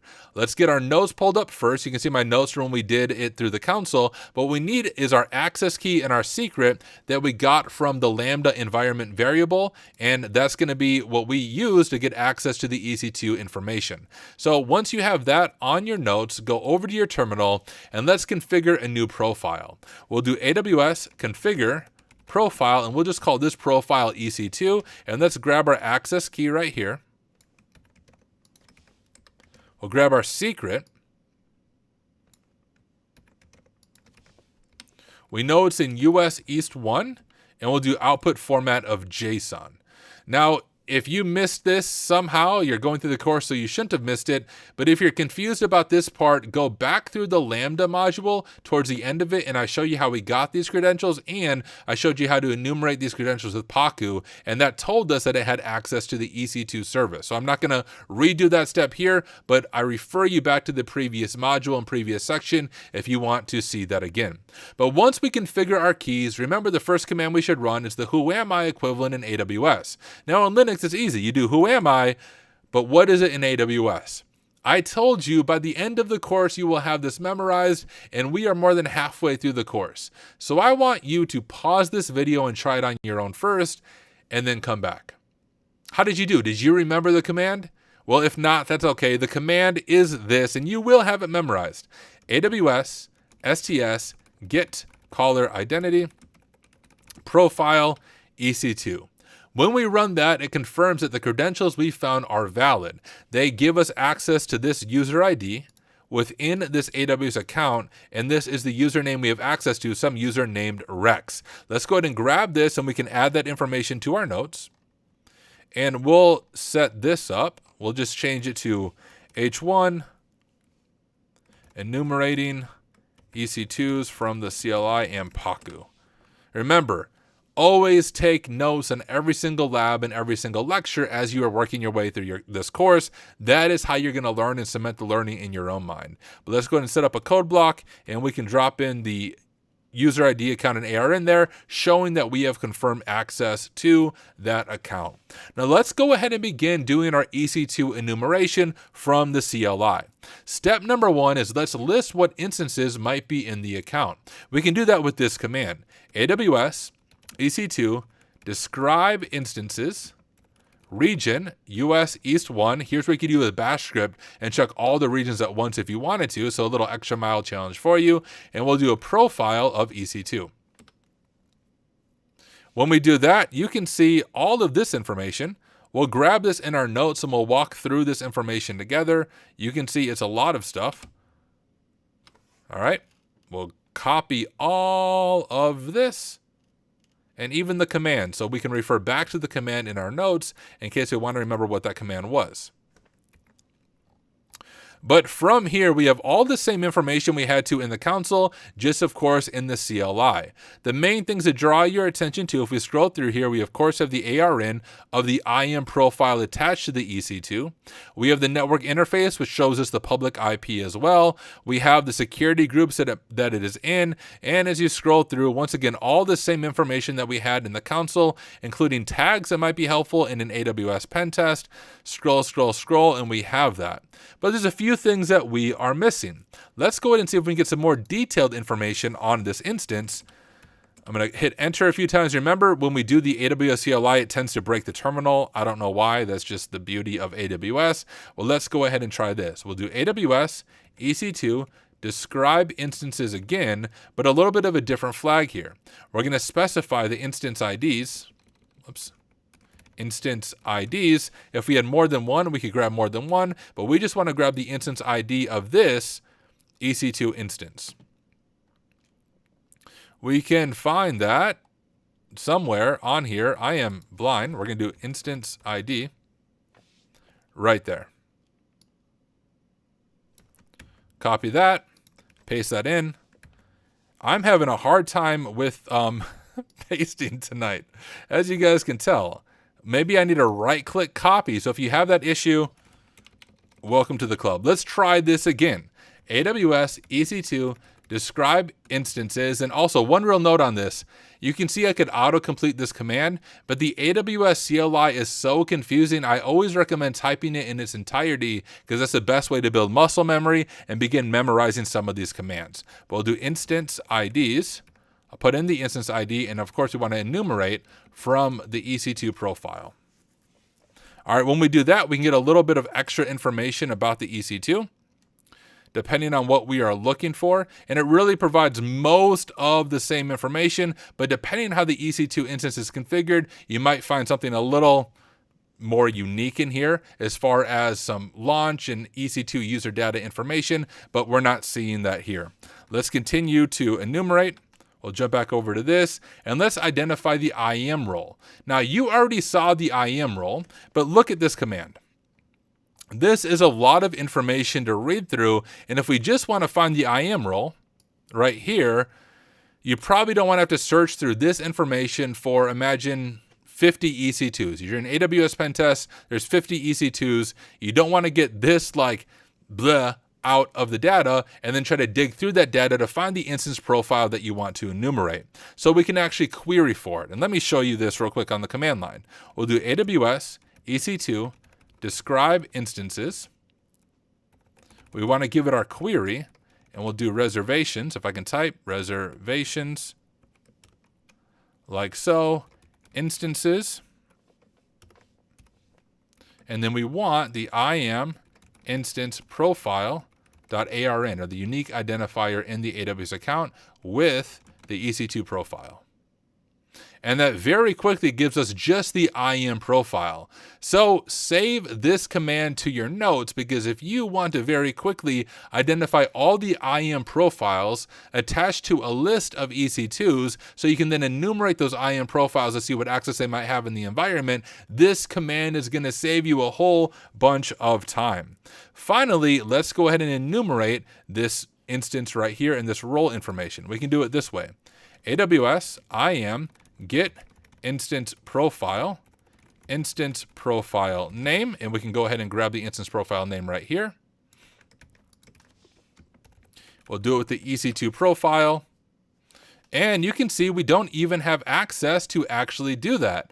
And that's something you'll encounter often in the real world. From there, we could use our Pacu tool again to brute force what permissions it might have, but I'll leave that up to you to try. I showed you in Lambda how to brute force permissions with Pacu. This would be a good extra mile challenge for you. Try to brute force the permissions of this in Pacu to see what access it might have access to. All right, let me continue to go from here. Freaking A, we're gonna redo this. I didn't actually say that right. That was a lot to re-record, but there was a few areas I tripped over my words, and what I just said just now was not actually correct. What we need to do before we can enumerate this profile is we need to abuse the metadata service, which is going to be in the next challenge lab. Once you abuse the metadata service, you can find credentials. Then you can brute force those credentials with Pacu to find the permission. So what I just said was technically inaccurate. We're just going to redo all of it because there's a few spots that I tripped over my words. So we're redoing this section. Let me check out chat. One other question. What's the overlap between web app and AWS pen testing? I'll show you that. That's actually in this lab. Also, do you think some basic AWS admin knowledge is necessary to do any sort of pen testing? Not any sort of pen testing, no.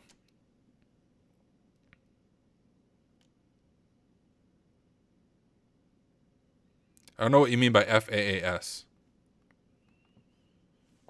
Something as a service. All right, we're redoing this section, y'all. I can do this section much better.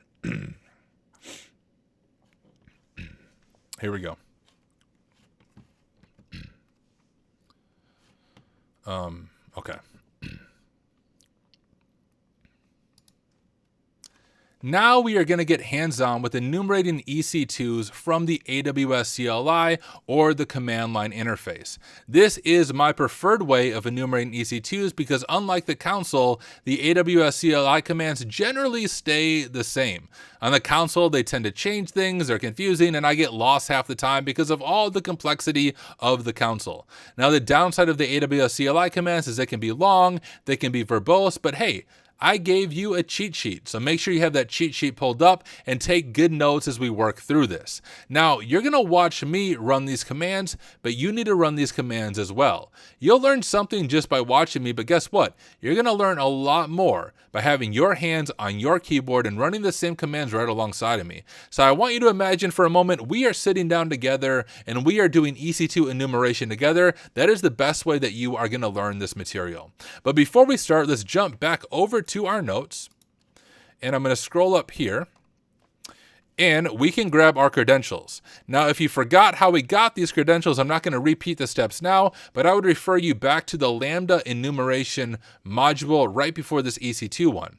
At the end of that module, we found these credentials being stored in Lambda environment variables. We grabbed these credentials, we used Pacu to brute force the permissions, and we found that these credentials gave us access to EC2 information. So that's how we got these credentials. Let's go ahead and set these credentials up as a new profile. We'll do AWS configure profile EC2. You can really name the profile anything you want, but I think EC2 will help keep it easy for us to follow. Go ahead and grab your access key, paste it in, go ahead and grab your secret ID, paste it in. Default region, we can do US East 1, and default output, we can do JSON. Now remember, when you configure AWS creds for the CLI, the first thing you want to do is make sure the credentials are valid. The who am I command in AWS. So on Linux, it's who am I, but of course, AWS makes it more confusing. Now I've told you a few different times, by the end of this course, you will have this command memorized, so do you. What I want you to do is pause this video, try to run this command on your own and see if you have it memorized. Well, how did you do? If you did it, amazing, congratulations. If not, that's okay. You will have this memorized by the end of the course, but let's run it together. We'll do AWS, STS, get caller identity, profile, EC2. Now you can notice that my terminal was trying to autofill the completion. It's really tempting when you're learning AWS pen testing to autofill or copy and paste the commands that you need, because once again, they can be long, they can be verbose, it's easy to make typos, but I want to caution you against that. As we're working through this course, and as you work through various labs and you're done with this course, I want to encourage you to take the time to type out every single command in its entirety. The reason to do that is to build that muscle memory. The more you type these commands, the more familiar you'll get with the syntax, and the more comfortable you'll get enumerating from the CLI, which is a super important skill, not only as a pen tester, but as a cloud engineer or even a sysadmin working with AWS environments. But if we do that, you can see that we are able to get the credentials. We have our user ID right here. We have our account information, and we have our ARN, our unique identifier for our account. From here, Let's first list out any instances that are in our account.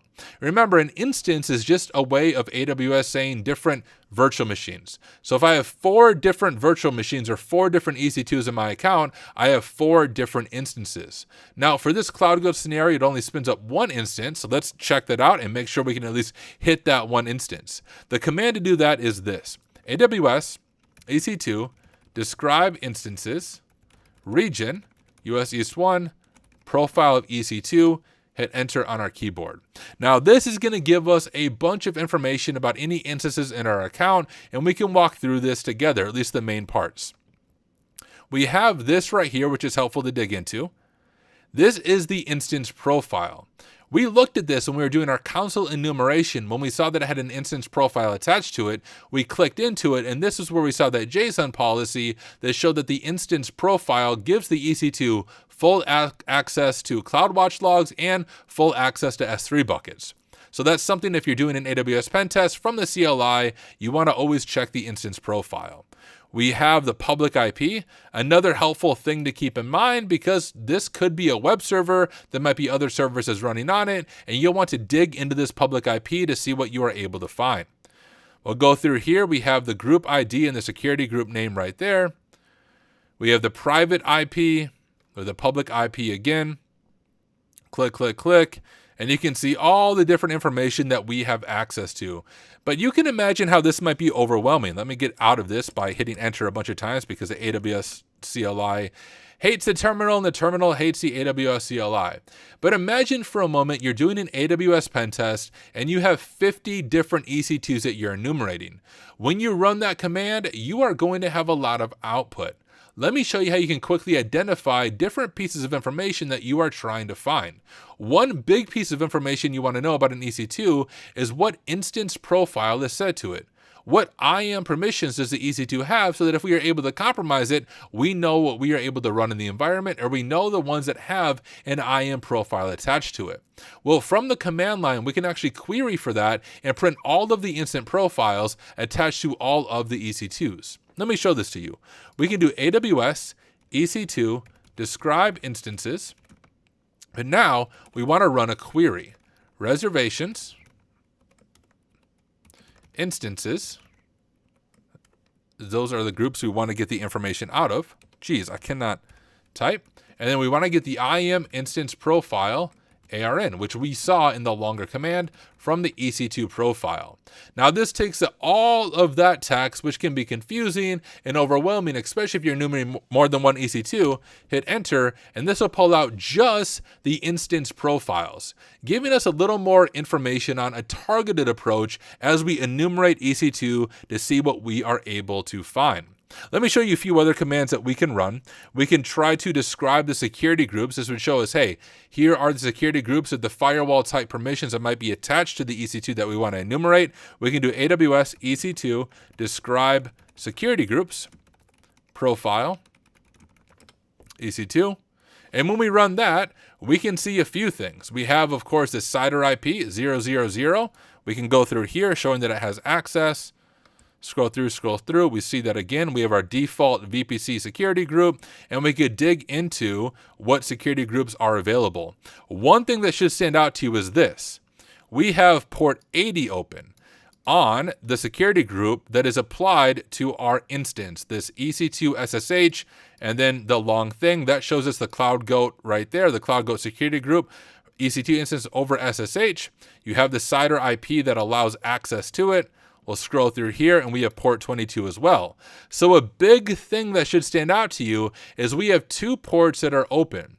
We have port 80 and we have port 22.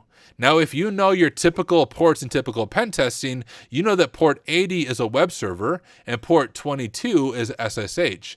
That gives us a little more information to dig down into. Let's go ahead and see what is running on these ports. I'm going to exit out of this again, and we'll go back over to our notes, the right notes anyways, and I added these to my notes, but if you want to grab the public IP right here, let's grab the public IP and just go out to this website. And you can see, sure enough, there is a web server running right here. We will come back to this, but before we come back to it, I want to show you one more way to enumerate EC2s, and that's using Pacu, but this is going to be really quick because Pacu makes everything much easier. Jumping back to our terminal, we can just type in Pacu to launch our Pacu session. We'll do 0 to start a new session, and I'm just going to call my session EC2. We'll import our keys, our EC2 keys, and now remember we want to enumerate EC2. So let's just search for what modules are related to EC2. We'll do search EC2, and when we do that, you can see that we have this EC2 enum module. We also have the ability to download user data and check for secrets on it. Let's first just check out this EC2 enum module. We can type help, and it will tell us what this is able to do. It says this module is used to enumerate the following EC2 data from a set of regions on an AWS account: instances, security groups, elastic IPs, VPN customer gateways, dedicated hosts, etc., etc., etc., etc. A lot of information that we are able to grab, and by default, it will go to all regions. So you don't have to worry about the issue we ran into in the console, where if you're on the wrong region, you're going to miss an EC2. If you just run this with default options, it's going to check every single region in the AWS account, so you can identify every EC2 that might be running. For our real quick example, let's only do the US East 1 region just to save time. So I'm going to do run region US East 1. You can see it does its enumeration really quick, and to get all the information about the EC2s, we can just do data EC2, and that will provide all the same EC2 information that we saw before, but doing it with just one command. Now, we have this web server right here, and clearly has something to do with SSRF. Here's my challenge for you. We talked a little bit about the metadata service, and I showed you the IP for that. But you also have Google and ChatGPT at your disposal. Here's my challenge lab. I want you to enumerate this website and see if you can abuse the SSRF or server-side request forgery vulnerability and grab the credentials attached to the EC2 instance so that you can further your access in the AWS environment. Now, I know that sounds like a lot, but I want you to do your own research. I want you to really dig in and try this on your own. Once you try it on your own, whether you complete it or you get stuck, either one is honestly fine. But once you give it a shot on your own, join me in the next video and I'll walk you through how to perform this attack in this lab. Good luck, happy hacking. I'll see you in the next video.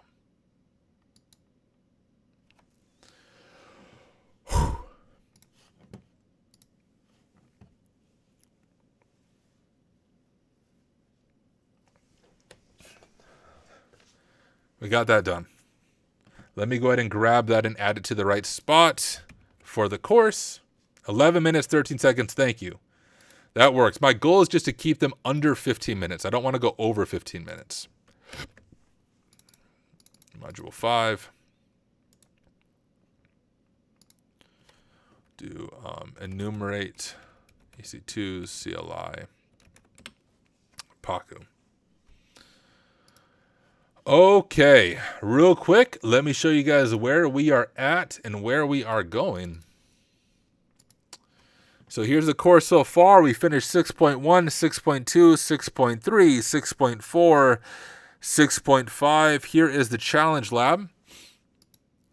Let's go ahead and add content to this.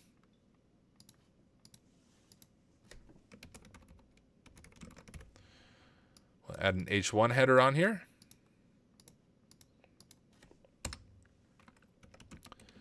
We ended the previous video by discovering a public web server being hosted on an EC2 instance in the AWS environment. In this challenge lab, I want you to try the following. Enumerate the web application and find the SSRF vulnerability. Use the SSRF vulnerability to query the metadata endpoint.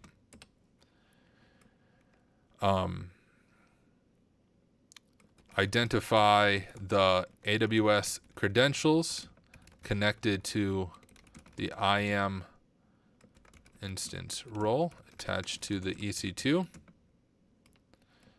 Enumerate the new permissions access the final flag from the S3 bucket. I know I haven't covered everything required to accomplish this lab. That's on purpose. Big part of being an ethical hacker is knowing how to do research, ask good questions, and troubleshoot when you get stuck. Try your best, and I'll see you in the next video for a detailed walkthrough of the solution. Happy hacking. How's that sound? We ended the previous lab by discovering a public web server being hosted on an EC2 instance in the AWS environment. In this challenge lab, I want you to try the following. Enumerate the web application and find the SSRF vulnerability. Use the SSRF vulnerability to query the metadata endpoint. Identify the AWS credentials connected to the IAM instance role attached to the EC2. Enumerate the new permissions, access the final flag from the S3 bucket. I know I haven't covered everything required to accomplish this lab, but that's on purpose. A big part of being an ethical hacker is knowing how to do research, ask good questions, and troubleshoot when you get stuck.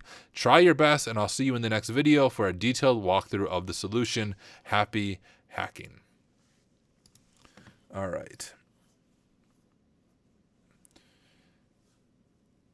My mouth is dry. Yes, let me know if I go over 15 minutes. I would appreciate it. Because then I'll know, like, all right, I need to wrap up and plan for a section 2. Then I don't have to re-record the whole video. Which, oh, did I spell something wrong? Thank you.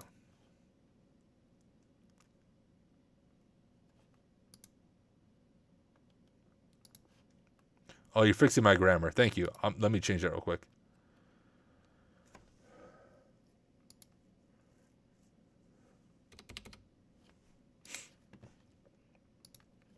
Some people use AI to type. I'm still old school. I think you can clearly tell when things are AI generated, and I don't like it most of the time. All right. Welcome to the SSRF demo. Let me look at my notes for this. I'm trying to think if I'm going to have to split this up into multiple parts.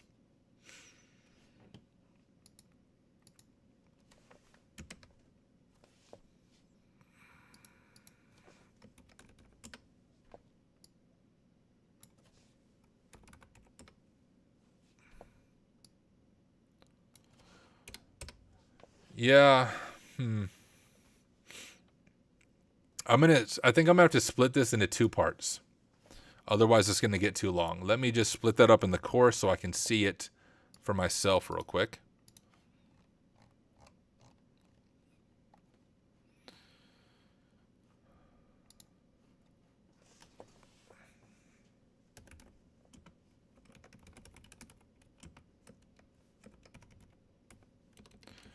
Identifying and abusing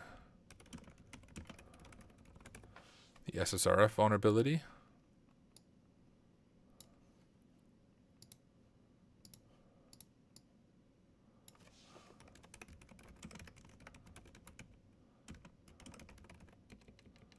Enumerate credentials and S3 buckets.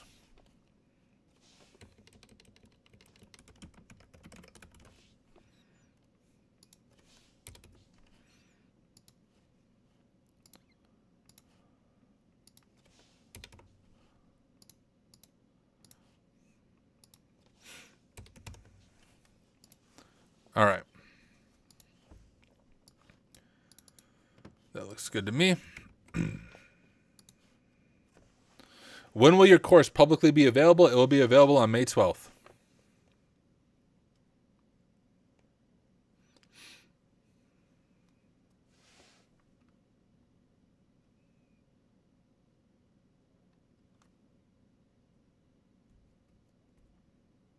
Got it, Meredith. Good call.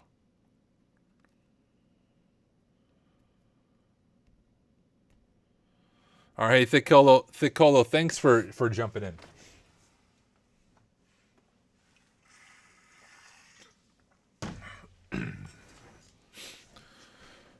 All right, let's go ahead and begin our enumeration.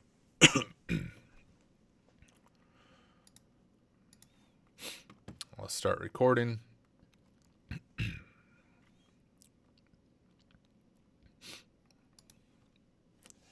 how did you do? I know I gave you a lot to attempt to do in the previous challenge lab, but I gave you that much to do because I really believe that you can do it if you take the time to dig in and research. So if you were able to accomplish even part of that challenge lab, congratulations. I mean, that shows how much that you have learned. Imagine if I threw you into that challenge lab right in the beginning of the course, you would be completely lost. But give yourself a pat on the back. We have spent a lot of time enumerating, digging in, and learning about AWS, and you at least weren't fully lost working through that challenge lab. But hey, if you got stuck, that's totally fine as well, or if you only accomplished some of it, that's totally fine as well. In this video, I will give you a detailed walkthrough, and we will work through this lab together. Let me go ahead and share my screen and just share with you how I would approach this lab. So first, we see that we have this SSRF demo. Now, this, of course, is not realistic to the real world. You don't normally pull up a web application and it says, hey, I'm vulnerable to SSRF. You should come enumerate me. But what exactly is SSRF? Well, this is where having some knowledge of web app skills is going to be helpful during an AWS pen test. SSRF stands for Server-Side Request Forgery. Now, going into deep detail about this is outside of the scope for this course. I'd recommend checking out resources like PortSwigger to get hands-on with this in a more detailed way. But essentially, we are able to make the web server make a request on our behalf. So instead of us going out to an IP, the web server will go out to the IP or the website for us. So it's not us making the request, the web server is making the network request itself, which means if we can hit the metadata endpoint I've been talking about, we can enumerate that and find credentials. Now, a real quick note on this. There's kind of two different versions of this. It's the newest version of EC2 that people recommend patching, which is the IMD v2. The IMD v2 makes SSRF vulnerabilities a little more difficult. They're not necessarily impossible, but you need to be able to get proper tokens to do the request. But this is something I still see often in AWS environments and EC2s, which is version 1 that allows you to do a quick SSRF if you get access to something like a web app and discover an SSRF vulnerability. But let's look into this. It says, I am an application. I want to be useful, so give me a URL to request for you or to requested for you. So one thing to keep in mind is when it comes to SSRF, you often see this on a parameter in the URL, and that's exactly what this is hinting at. Now you could use a tool like Fuff to fuzz it, but look, this is not a course about web app pen testing. I do have a free course called Intro to Hacking Methodology right here in the Simply Cyber Academy. You can check out that course, and I cover some of this in that course as far as fuzzing and brute forcing a web app, but that's out of scope for right now. Instead, we can make a good educated guess that what if we go like this, and we do URL equals and HTTPS google.com. You can see that Firefox is dumb and it tried to do it the wrong way. Let me try this again. URL equals test. What if I do that? It says I want to be useful, but I could not find test for you. So it's trying to make these network requests. Well, let's remember the metadata endpoint. And if we don't know what that is, let's do a little bit of research. So we'll open up this and we'll say, hey, AWS EC2 SSRF. What can we find? And we'll just say endpoint. And we can kind of scroll through here. One resource I really recommend is this Hacking the Cloud website. It is an amazing resource that walks through a lot of these things. But you can see this, steal EC2 metadata credentials via SSRF, and it walks us through how to do this. So hopefully you were able to find this website and would walk you through how to enumerate it. Let's jump back over to our URL. This website is like killing my virtual machine for some reason. See if I can get my virtual machine to work again.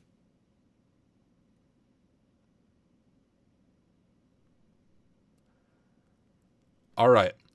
Tyler, in the future, I'm not going to re-record the whole section because my virtual machine decided to die, so I will splice these videos together. But apparently opening that website killed my freaking VM.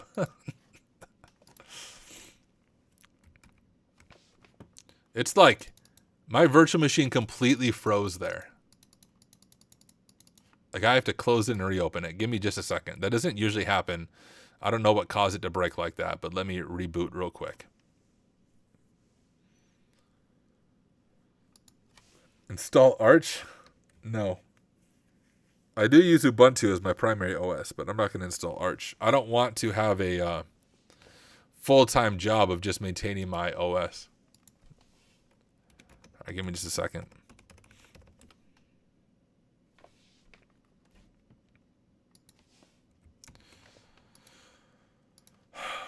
Silly.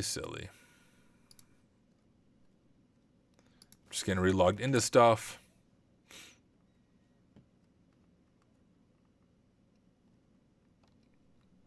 Waiting for it to load.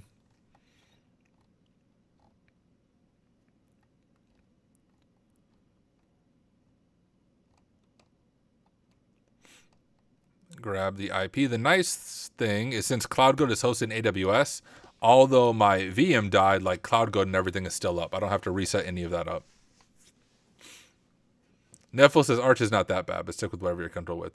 Yeah, I should try out Arch just for the fun of it, but okay, I'm getting things pulled back up to where they were.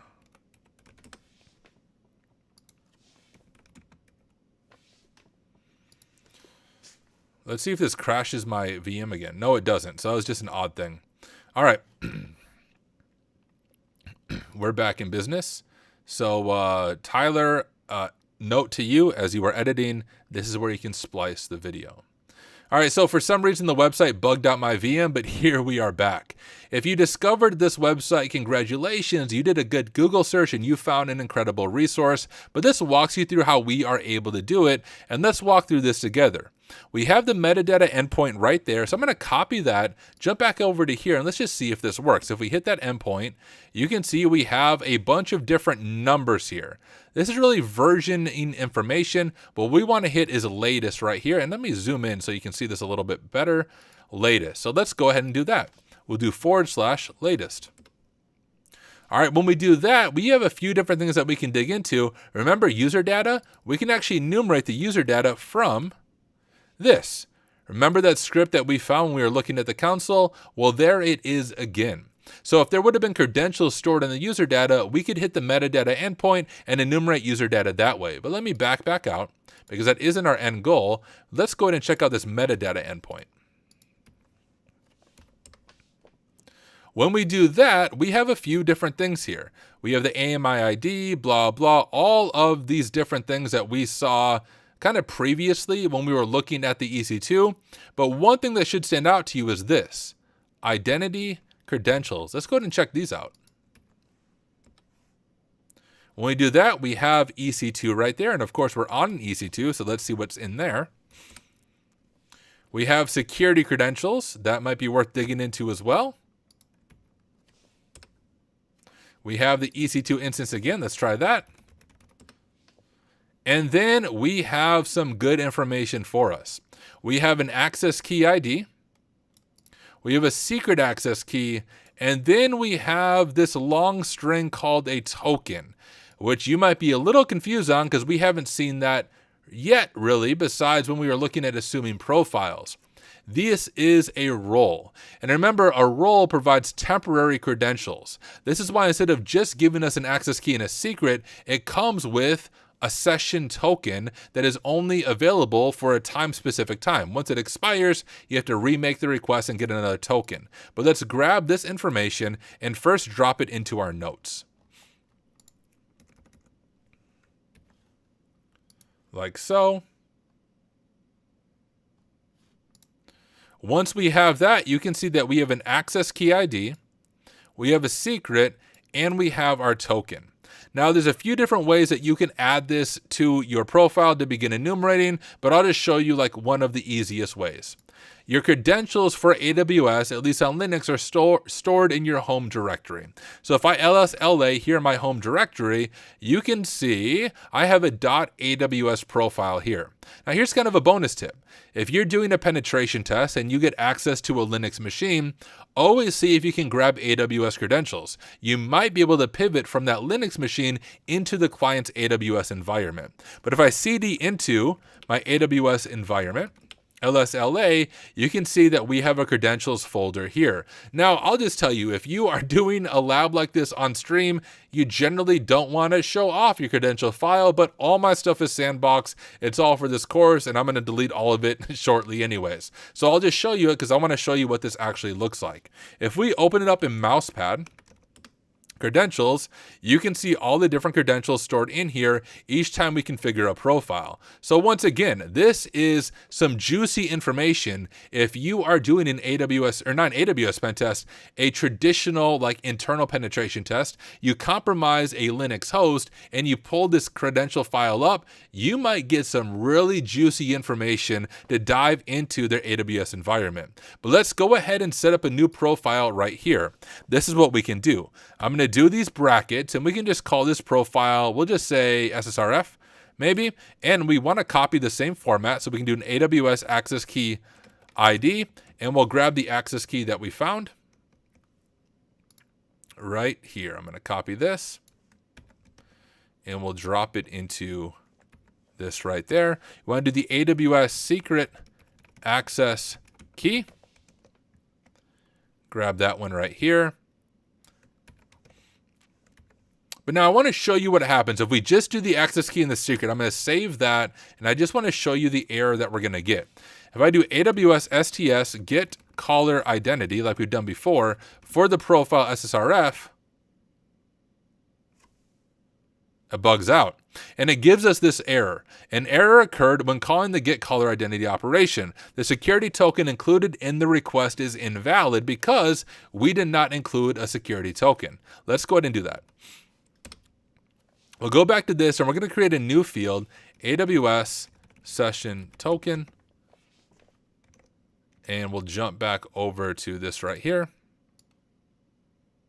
and copy that full token, jump back over to WordPad, or Mousepad rather, and Control S to save. Now let's run that same command.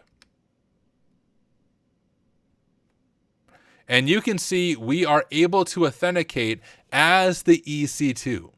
We abuse the metadata endpoint. We were able to get the credentials, and we now have successful authentication, which is amazing. If you were able to do this on your own, congratulations. If you were able to do this while doing it alongside of me, also congratulations. Hopefully you learned a lot in the process. Now we are going to enumerate the permissions attached to this.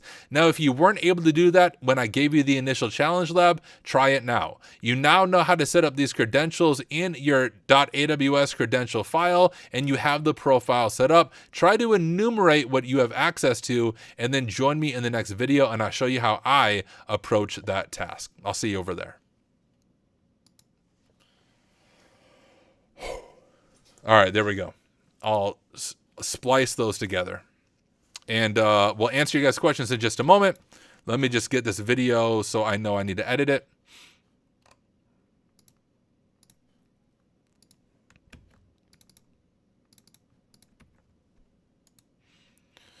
We'll rename this abuse SRF get creds. I do need to edit on the beginning. 10 minutes, 35 seconds approximately. Perfectly. No, they do not always have the same length of time to be active. It depends how the IAM role is set up. Are you going to put an API up on an EC2 I'm gathering live? I'm not quite sure what you're asking, Ghost AI. I apologize.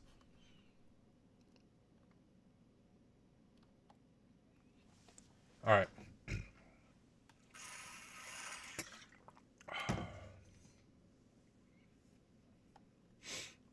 We have one more part, and that's enumerating the credentials for this new profile.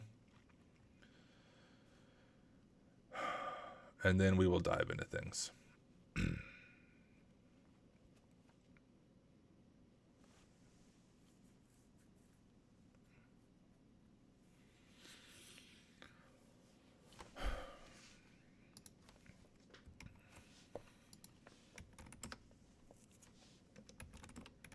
Jump back out.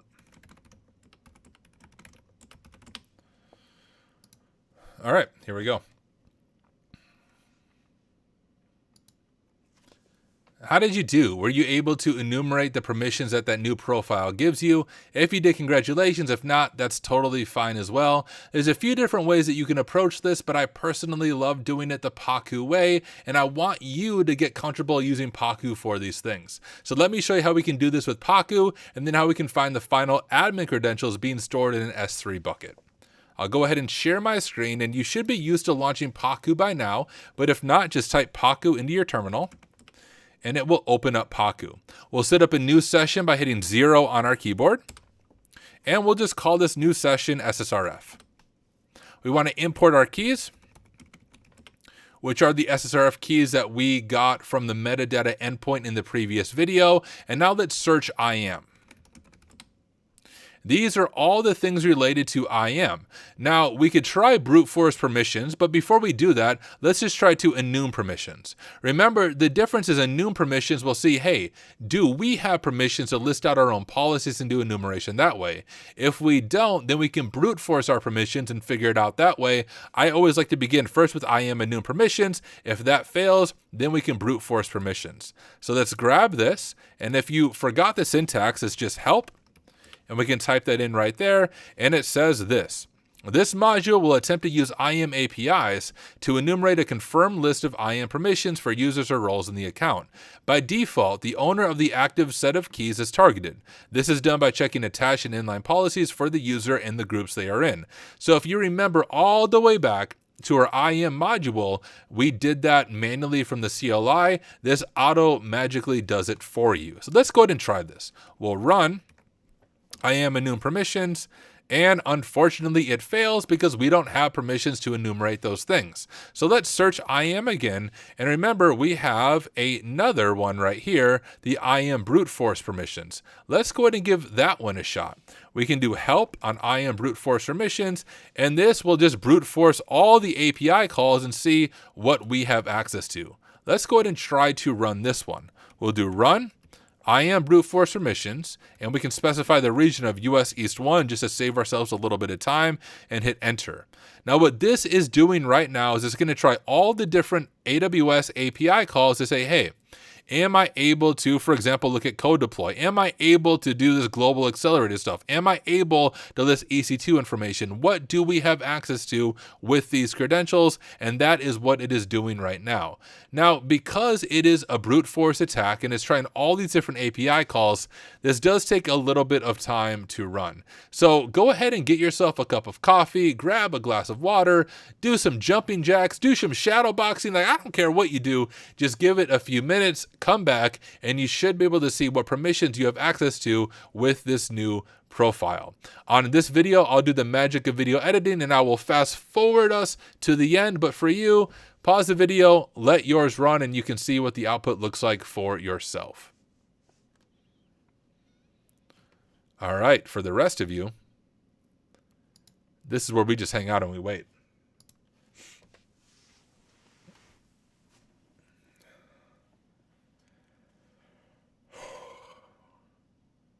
You look tired, dude, because I am tired. This is the, gosh, 5th night in a row of streaming. And it's not just streaming, guys. So when I'm done streaming, I'll spend probably another hour and a half on the course. Hour and a half to 2 hours. Like, here's the process. Frick, that didn't work. Dang it. It has trouble enumerating when it can do S3 information.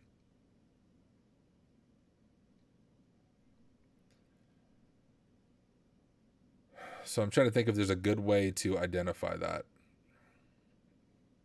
Anyway, so the way this works, guys, is once I finish all the videos, then I do some minor editing on them so they're ready for the course.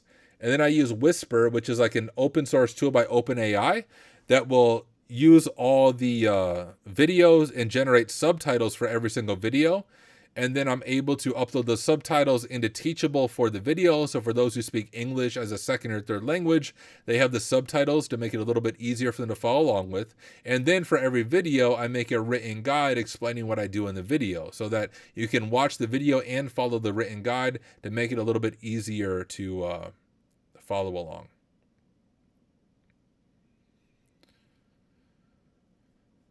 Okay, but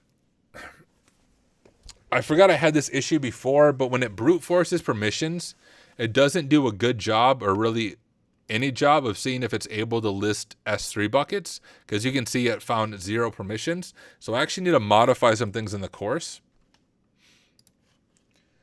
And let me do that real quick, and then we're going to have to redo that video.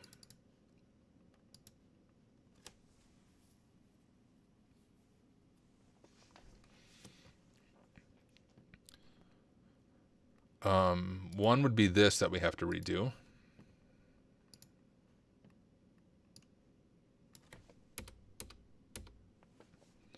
There we go. So enumerate the web app, use SSRF, identify the AWS creds, access the final flag. It's access the admin credentials from the S3 bucket. Okay, that fixes that. So abuse SSRF and access the S3 bucket, identify and abusing the SSRF vulnerability, enumerating credentials, and the S3 bucket.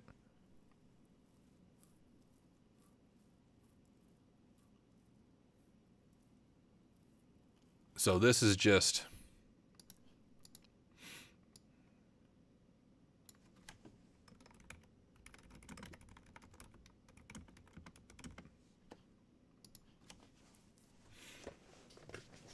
it'll make it a shorter video, but that's fine. All right. That's all I need to change. Yeah, you can reset the stopwatch. And I need to look into Pacu to see if I can fix that so it can actually identify if SSRF is available. I'm also going to edit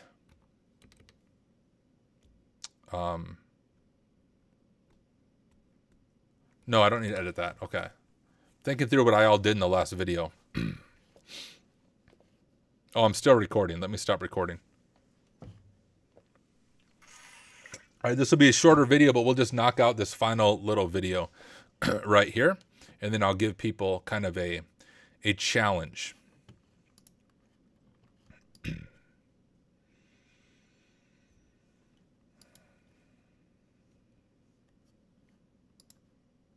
might get it pulled up real quick. I get the scenario pulled up in CloudGoat so that people can see what the end goal is of the scenario. Give me just a second, y'all.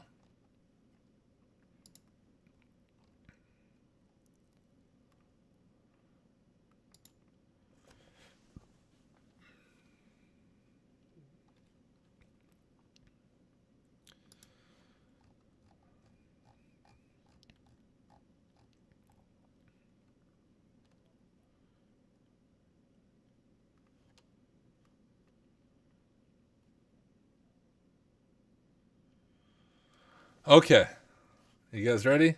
Final video. Let's knock this one out. All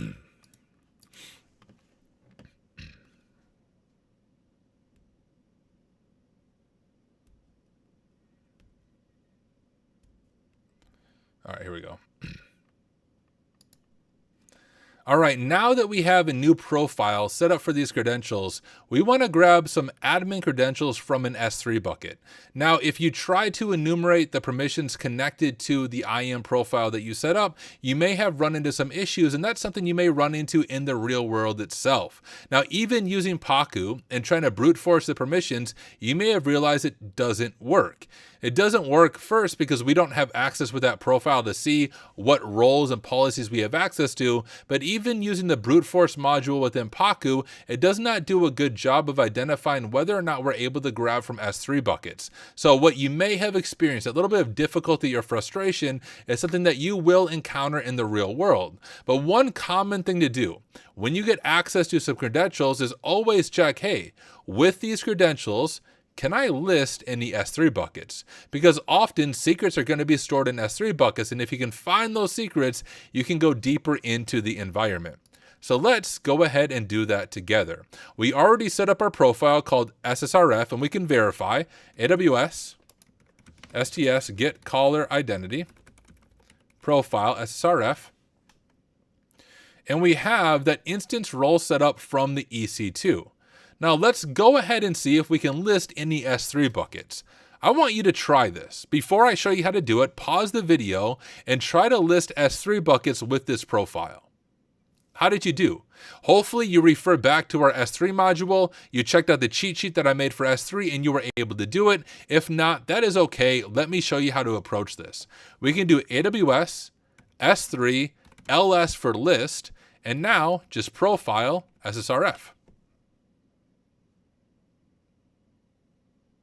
And it says the provided token is malformed or otherwise invalid. I'm really glad we ran into this issue. Let's go ahead and do our caller identity again, and you will see that it works right there, but it doesn't work there. What the frick does that mean?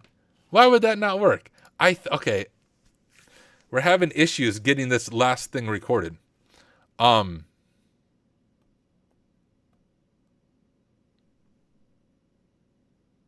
The token's not malformed because I can do get caller identity. What?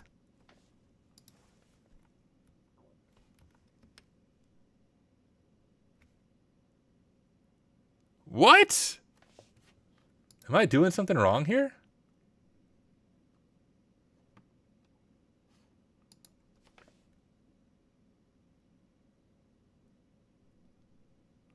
This is very puzzling. Here, let me check.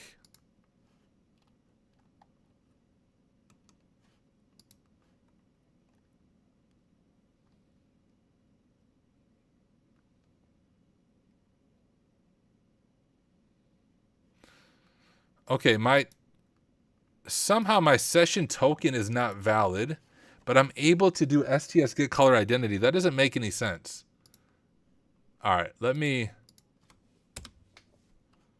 see if this updated somehow. Let me just grab this again.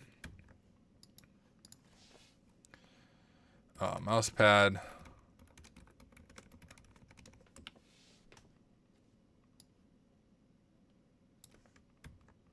No, that's the same thing. Is the lab somehow bugged?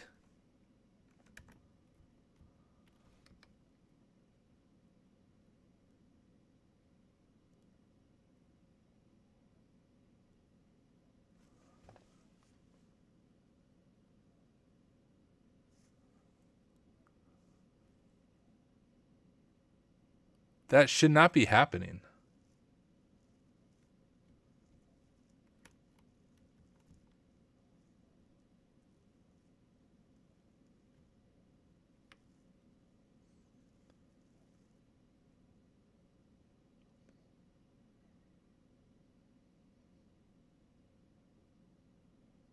It did not expire.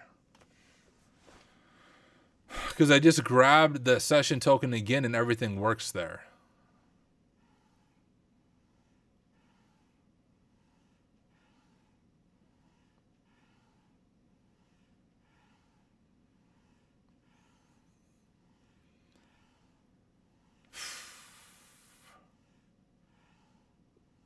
I don't think I have a good way of fixing this.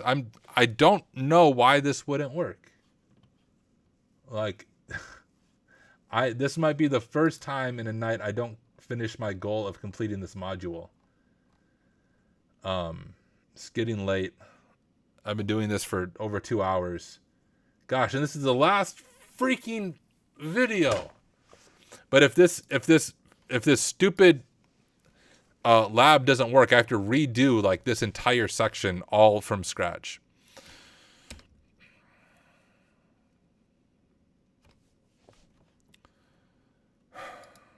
That doesn't make sense to me. Everything is set up properly. Here, 1 second.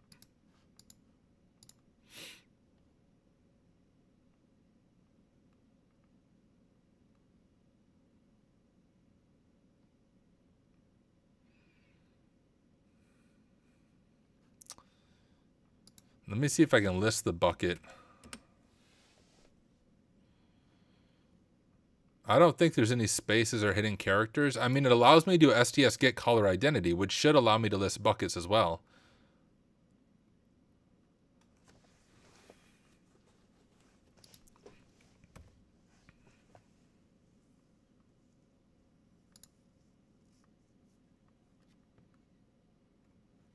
but it definitely doesn't work. All right, just for troubleshooting, I want to see if I can list this bucket specifically.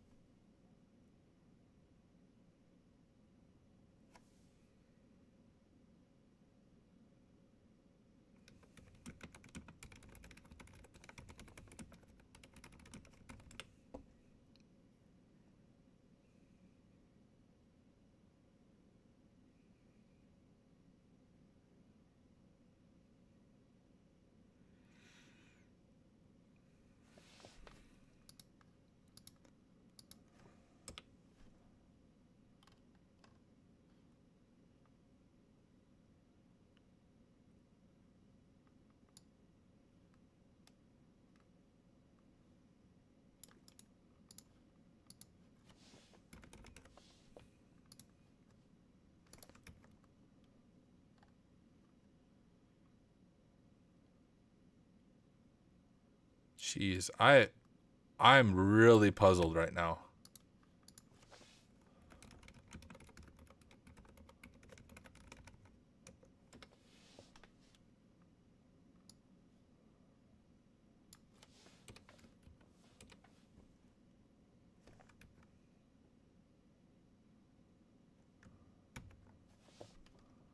Unless it's somehow this blank line.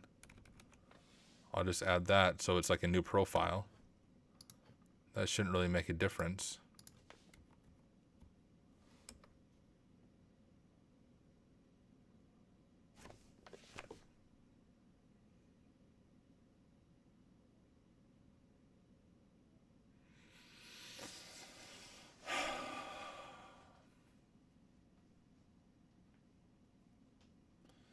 Doesn't that suck?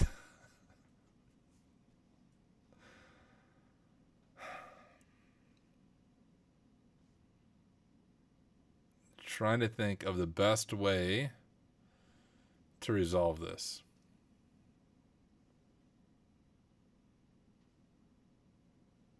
If anyone else is doing this Cloud Goat scenario, let me know if you have this issue. Let's first try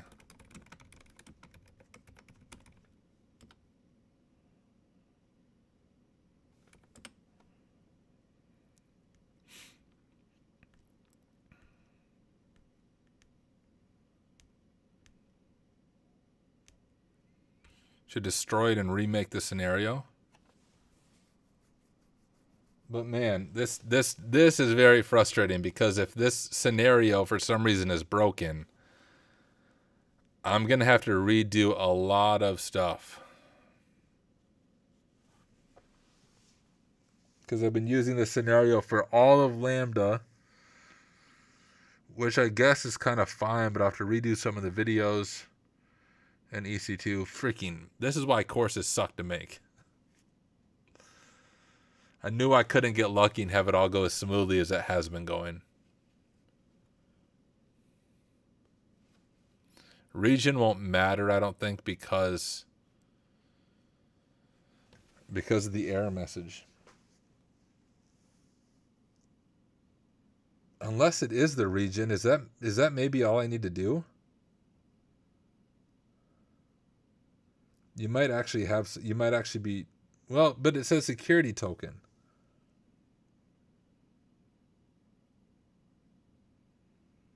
That could be all it is, though.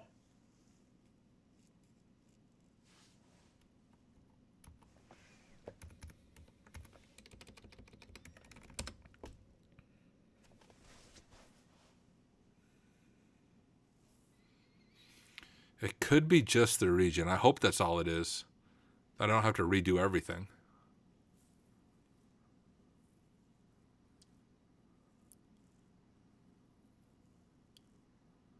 All right, well, starting up the scenario again, I'll very quickly grab those creds once it's done.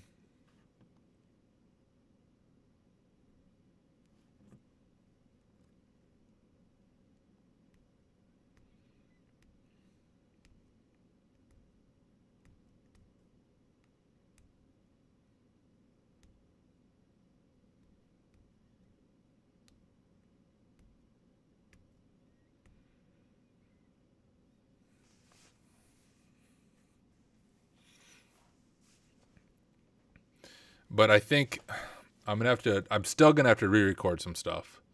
But I don't know if I'm going to do it tonight.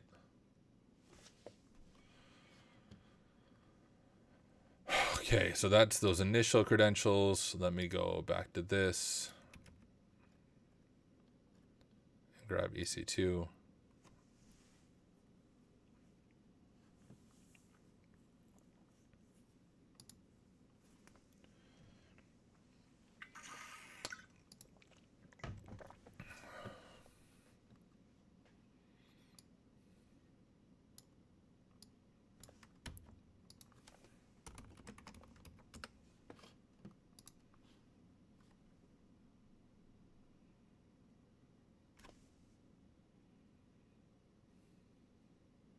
It's not my night tonight, guys.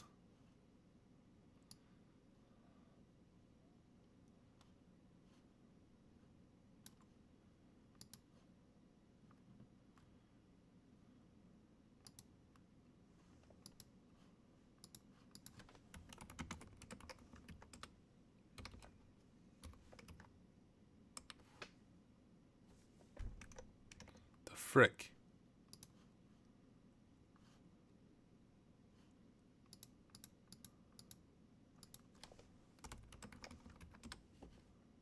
There we go.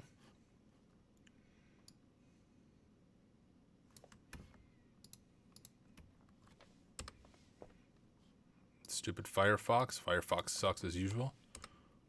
That's not what I'm doing, Firefox. My goodness.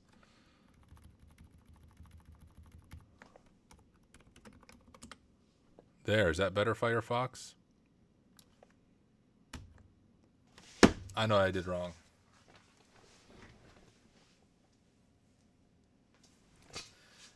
I hit the wrong freaking endpoint, guys. Look at this. So on the metadata thing, I did the wrong thing right here. I did identity credentials. I meant to do IAM. Identity credentials only gave me the EC2 itself. It didn't give me the actual role that I need. That was the issue. Dang it.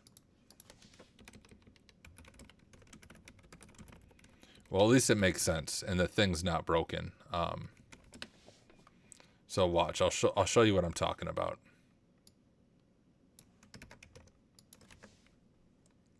That's not what I freaking copied. Oh, I guess it is because I didn't copy it right. But that was my issue. I made a silly mistake. Wasn't paying close enough attention to what I was doing.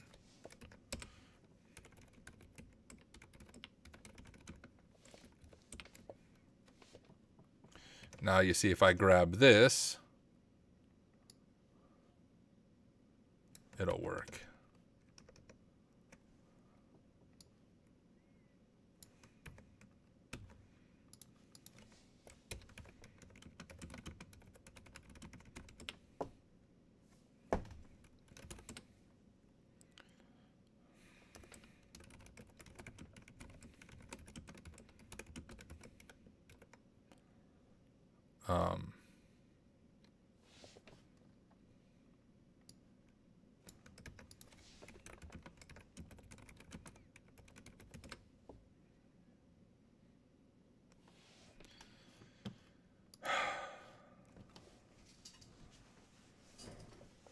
My course will be for beginners, yeah.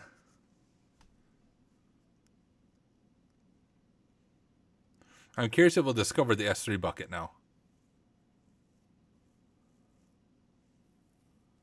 Time is it 10? No, screw it. We're going to finish this module tonight. I'll redo everything I need to do. Let me look at what I all need to redo, though.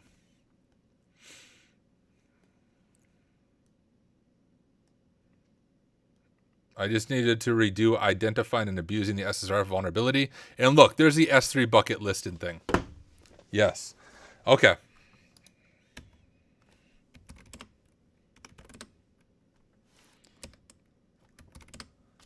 I'm going to meet my goal.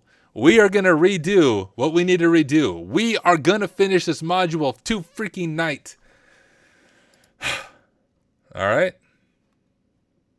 But before we do that, We're going to take a 5-minute break. I'm going to take a 5-minute break. You can take a 5-minute break as well. Let me turn on some music for you guys. But I'm not calling it a night. I'm going to finish this module. Whoa. There we go. I'm going to finish this module. I have just like 2 videos. I only need to redo the abuse SSRF vulnerability and discovering credentials in the S3 bucket. Only 2 videos. That's probably 30 minutes total of messing around with it. And then we'll be done with the module. Now that I figure out the error, the mistake I made. And now I can use it as a teaching moment, right?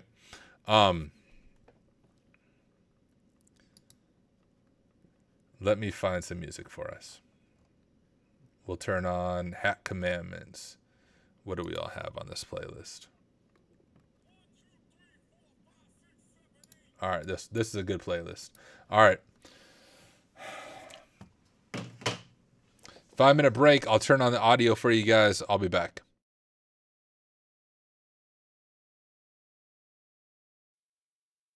One, 2, 3, 4, 5, 6, 7, 8, 9. It's the 10 Hack Commandments. Can't tell me nothing about this crypto. This O-Day, these forensics, strictly for my hackers. Hackers on the grind, I ain't forget you. All my port scanners, all my SQL injectors, my exploit devs. I've been in this game for years. It made me an animal. There's rules to these bits. Man page for the manual, a step-by-step booklet for you to get your back doors patched, not your house ransacked. Rule number uno, never let no one know how much code you hold, cause you know the 0-day heap will spray, clear the way if the log file touch, get your hard line cut. Number 2, never let them know your next move. Don't you know bad boys move in silence and pirate, taken from your wireless. I done flashed mad chips with these hacks just to patch these bits. Number 3, never trust nobody. IRC is bad luck when you chat too much. Logged and tapped up, feds got mass plugs. They'll be waiting with the warrant to snatch your stash up. Number 4, know you've heard this before. Shut the fuck up. Number 5, never do no hacks where you rest at. I don't care if you own a house, use a bounce. Number 6, any log, clear text, forget it. Encrypt all your data, take those bytes off the record. 7, this rule is so underrated. Keep identities and profiles completely separated. Cookies and lies don't mix like 2 bits and 1 snitch. Find yourself Guantanamo quick. Number 8, never keep no weight on you. Those cats that run your hacks can jack coins too. Number 9 should have been number 1 to me. Use your right to your attorney, keep away from police. If people think you're talking, they won't give an option. They'll be hopping on your box and ready to start doxing. Number 10, shut the actual up. The easiest of rules, but it still bears repeating, cause you'll want the recognition for your revenue increasing. Discard accounts, randomized handles. Law enforcement loves attacks on side channels. Burn your identities, credit card cancel. Avoid being the topic of a DEF CON panel. Don't bet your future on just a few tools. Even onion sites can have leaks too. Be smart about your OPSEC, think things through. They found DPR, they'll come find you. It's true, Hack King. Use Signal, use Tor.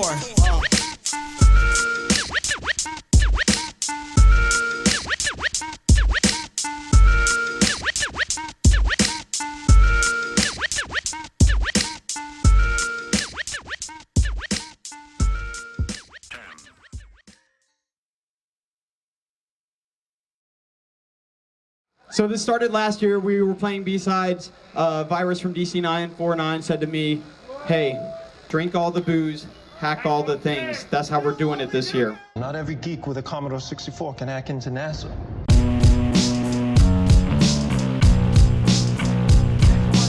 This one's dedicated to all the hackers. Yo. Even out, settle scores quick. Our disaster recovery requires even more discs. Put your bytes up, prove it or you forfeit. Got my C64 and we blew it into orbit. M Bison with 8 straight perfects. Overvolt emotions make hate break circuits. In case you heard, it's a named fake service. Optimize our runtime to escape verdicts. Got an integer scope flow that they can't sign. Passing code, didn't sanitize command lines. Land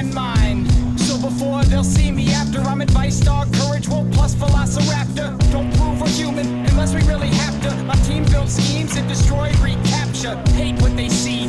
Finish this chapter. By the way, we're not any geeks. We hack into NASA. Drink all the booze. Hack all the things. Drink all the booze. Hack all the things. Drink all the booze. Hack all the things. Got this vodka and this Red Bull. They still give me wings. So we drink all the booze. Hack all the things. Drink all the booze. Hack all the things. Drink all the booze. Hack all the things. 0 through 3. We're in every single ring. I'm just waiting till my BlackBerry dies, cause I'll replace it with the Raspberry Pi. Don't compare to this track, it makes everything they said dull. Neutralize any threat, turn Red Skull to Dev Null. They killed virus writers that we mentioned, but instead they ascended to the VX heavens, then reincarnate as live wires. Still inside we hide ciphers and sign device drivers. Which school will we hit next? They didn't learn the format, so we've got a print F. Next step is a chin check. Freestyles that I spit best, they didn't decrypt. All right. I am back.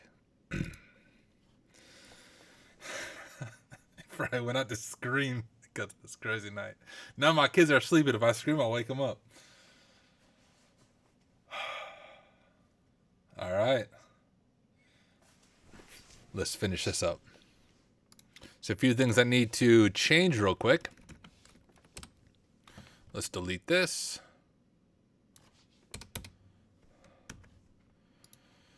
Go back to this.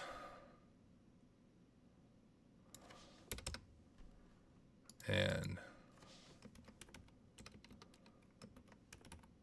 it's going to show it from when I was doing it before. So let's go back.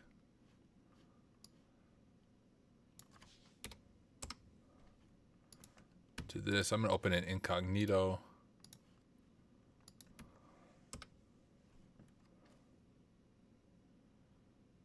All right. And we also need to modify one more thing.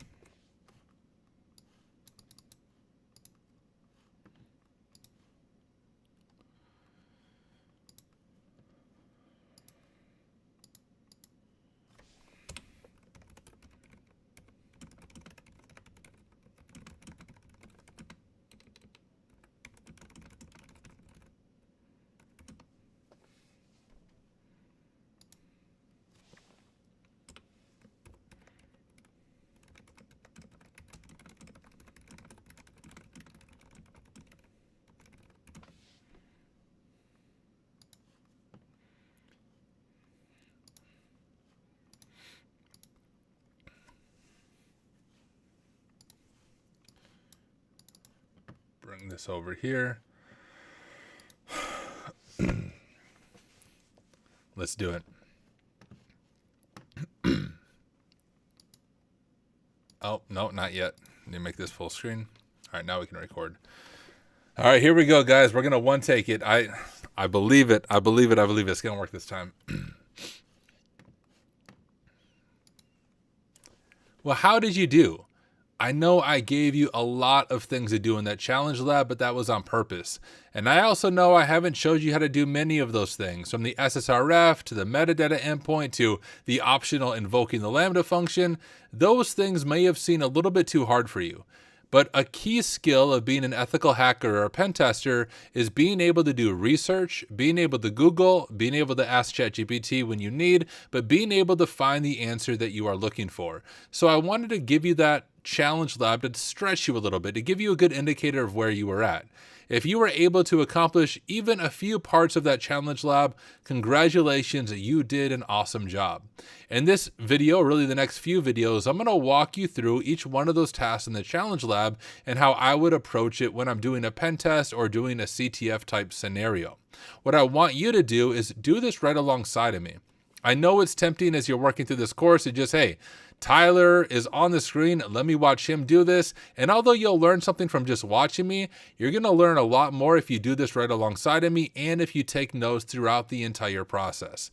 I've said this a few times, but I just want to remind you, the goal is not to finish this course as fast as you can.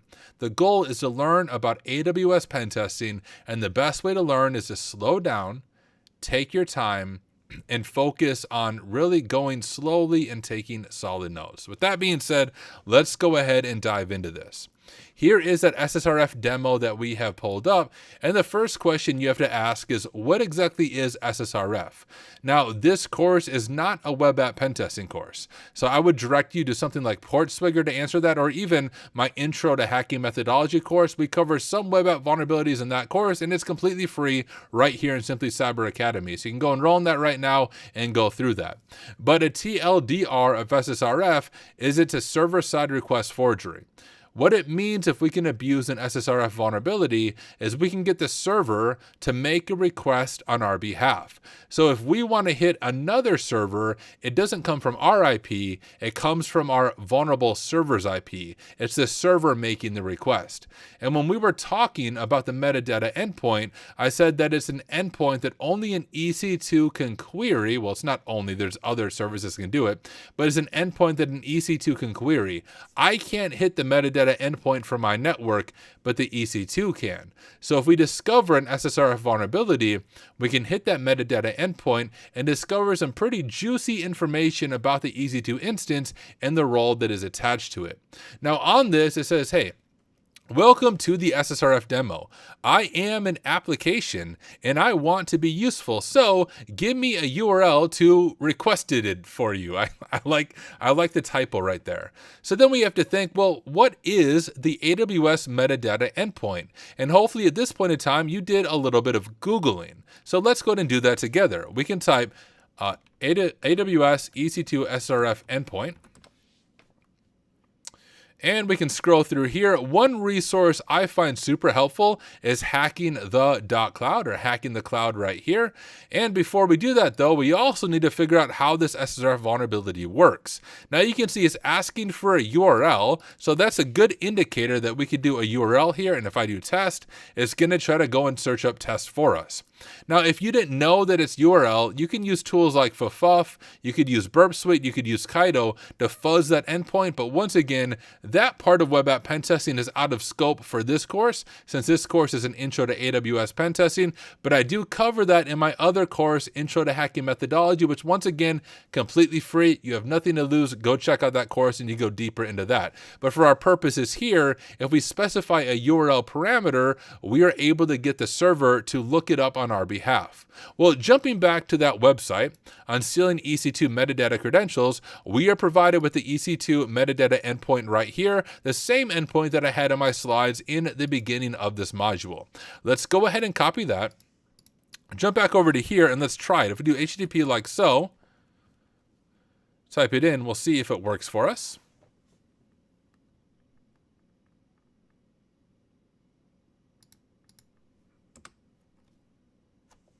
Cross our fingers.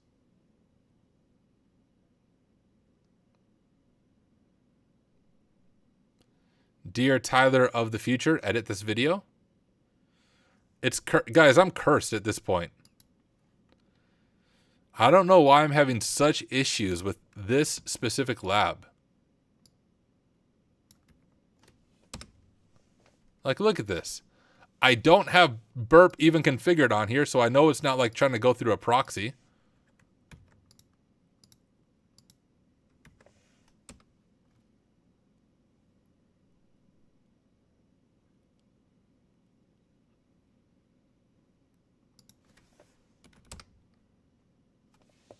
I'm still on the internet.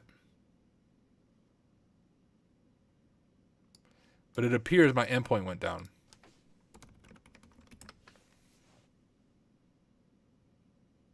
Wow. Okay, this might be a sign that I need to just call it a night.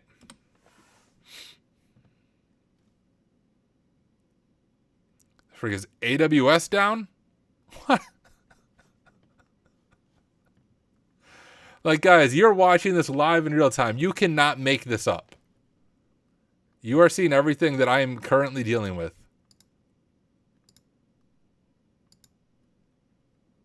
Chris, yes. You should watch the past, like, hour of this stream. It's been rough. What the heck?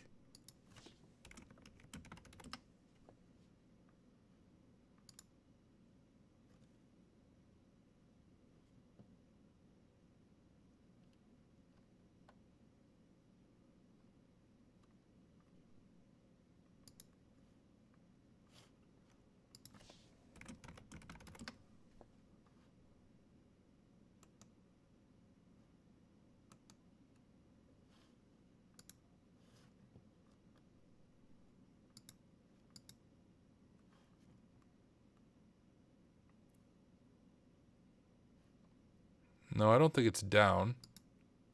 I can't hit AWS.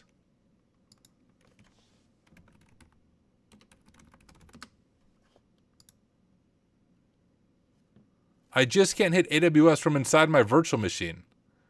There's some weird networking issue I'm having. What?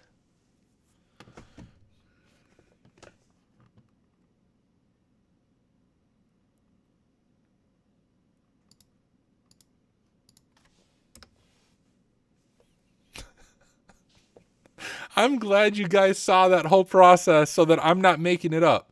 I think, oh, Netflix can't hit it either? Guys, I think like AWS just crashed momentarily across the board. I'm cursed. Oh, wow. That's insane. You guys saw it live on stream. All right? I'm not going crazy.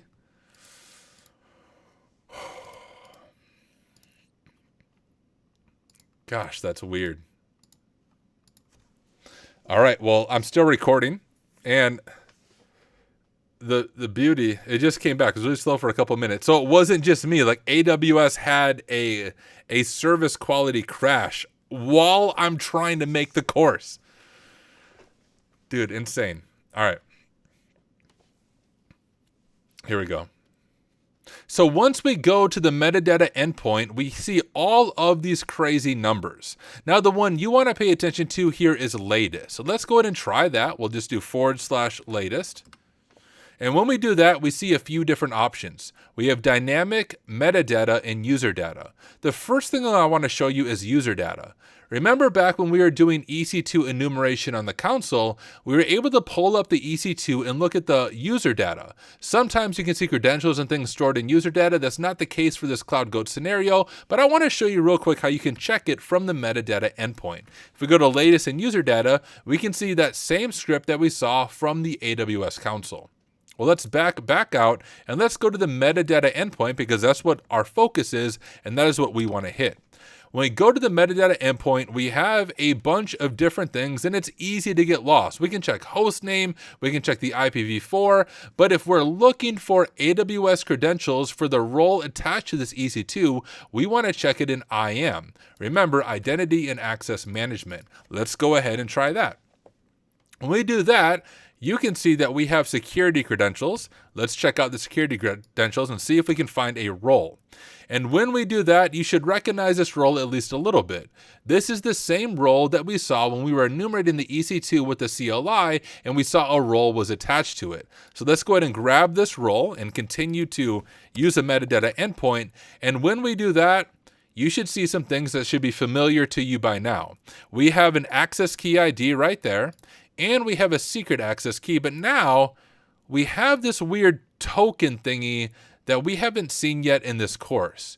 Well, we'll get to that. Let's just first go over to our AWS profile, or our terminal rather, and let's configure a new profile. We'll do AWS configure profile, and we can just call this one CGEC2.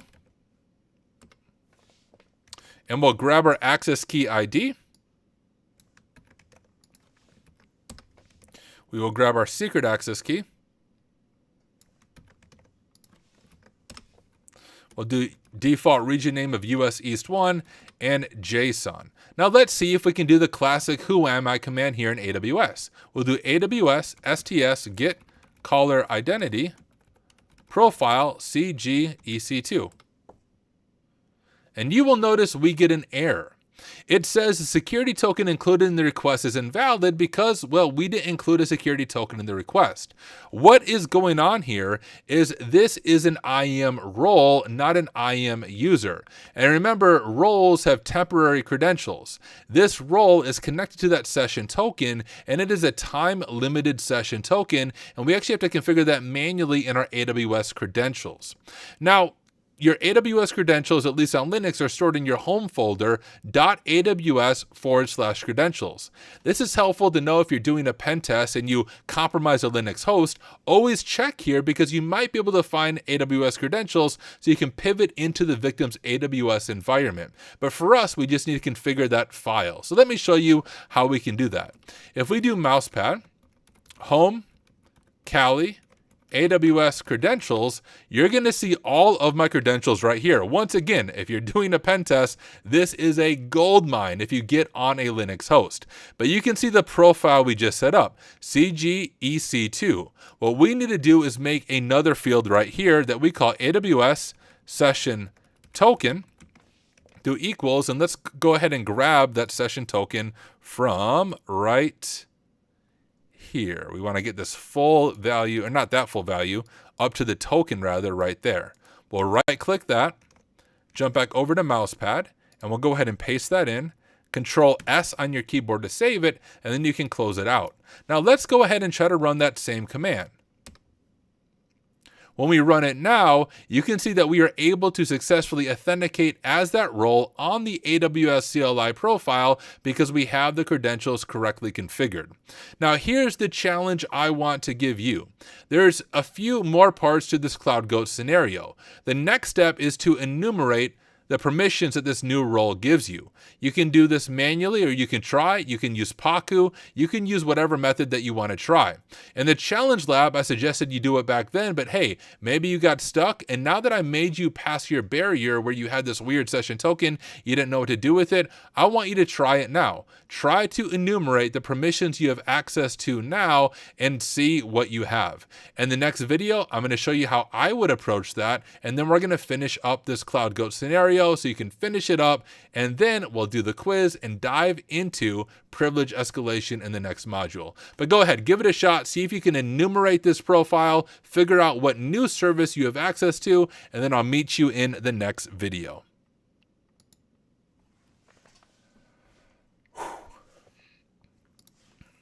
That worked.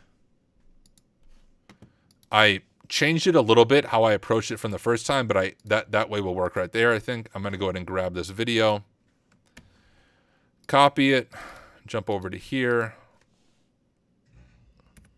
delete that one, rename, need to edit SRF, and configure creds. Approximately 10 minutes, perfect. And then I'll edit it so I splice that weird time when the freaking AWS crashed. Crazy. All right.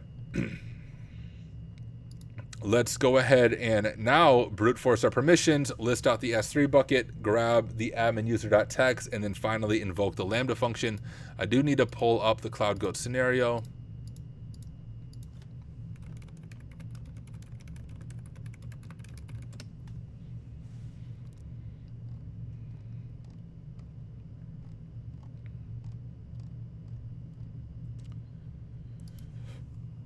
Give me just a second.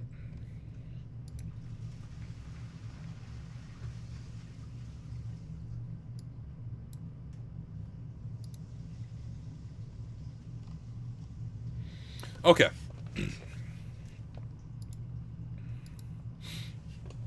Let's go ahead and do this. Well, how did you do? Were you able to enumerate the permissions of the new profile? If you did, awesome job, congratulations. If not, that is fine. But I do want to remind you, as I go through this on my end, you need to do this with me. Don't just watch me. Get your hands on your keyboard and let's work through the last part of this lab together. I'll go ahead and share my screen. We have the CG EC2 profile set up, and now we need to enumerate our permissions. We could try this manually, but I like to use Pacu, and I think it's important that you also get comfortable and familiar with Pacu, so let's do this the Pacu way. You should know by now how to launch Pacu, but if not, you just literally type Pacu and hit enter on your keyboard. We can set up a new session by hitting 0 on our keyboard, and we can name the session CGEC2. That was the name of the profile. We can import that key. Import keys CGEC2.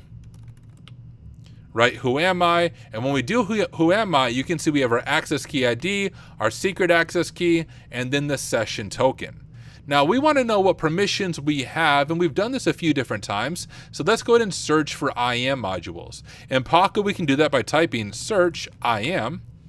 And we have a few that might be handy for our purposes. We have enum permissions and brute force permissions.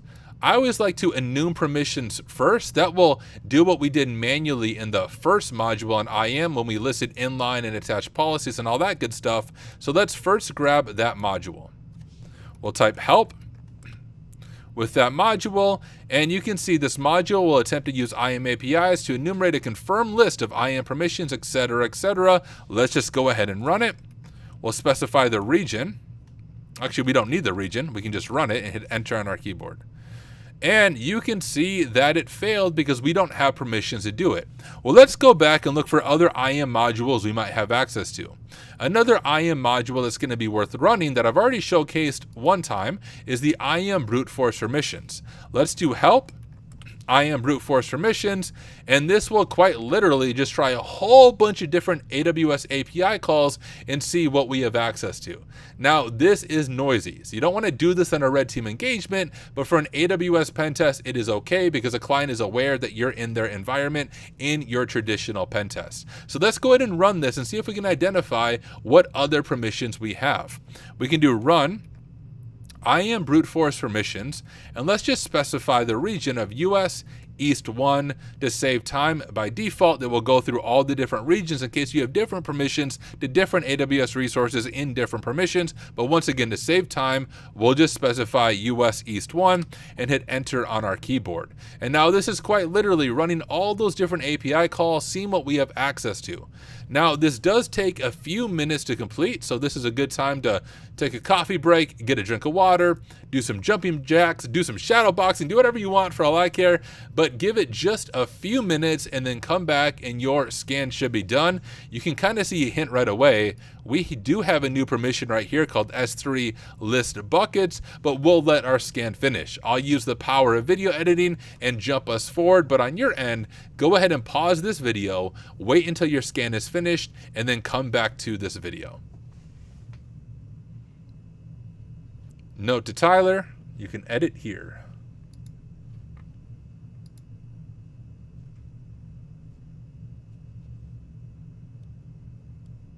All right, looking at chat.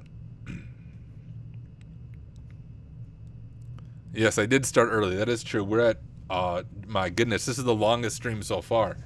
We're at 2 hours and 51 minutes. I've been streaming for almost 3 hours straight. I think I'll have to wait to do the, my normal coursework that I do when I'm done streaming. I'm just gonna have to wait to do that till tomorrow night. But guys, this is the 5th day in a row of working about 12 to 13 hours every day. Between my normal job, a few hours with my kids, then back on here, streaming on average 2 hours to film the videos, and then another 2 hours to work on the course each night. It's been fun making this course, but I'm glad I'm coming to slowly the end. We have tomorrow night, Saturday night, and Sunday night, and then I should be done. All right, I'll go back and answer questions in a second. Let's just finish up this module.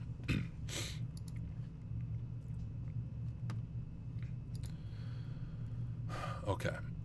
Tyler, you can edit to this part. Okay, so our brute force scan is done, and you can see that we found 3 IAM permissions. To figure out what those are, you can just type who am I right here into Pacu. And when we type who am I into Pacu, it actually shows us right down at the bottom. So we have permissions and we have 3 allow permissions. And the one that should stand out to you is we now have the ability to list S3 buckets. Are you able to do that? Go ahead and try it on your own. Pause the video and try to list the S3 buckets. You can go back and refer to the S3 module we went to and check out the cheat sheet there. Give it a shot. Well, hey, hopefully you were able to do it. Let me show you real quickly how to list the S3 buckets. We can exit out of Pacu for now. And to list all the S3 buckets in the account, I'll clear. It's AWS, S3, LS. We'll give our profile of CGEC2. And we see that we have access to 1 secret bucket. Well, let's check out the contents of this bucket. We're going to run that same command, but we're going to specify the bucket by S3 like this, and we'll grab the bucket name. And we see there's an AWS folder. Let's check out that AWS folder. And we have a file called credentials, which sounds like it might contain credentials. Let's go ahead and copy that locally to our machine and see if we have permissions to copy it, and we do. Well, let's go ahead and cat out credentials. And we have credentials right here. Let's configure this new key really quick. AWS configure profile, I'm just gonna call it admin, and we will grab these new keys.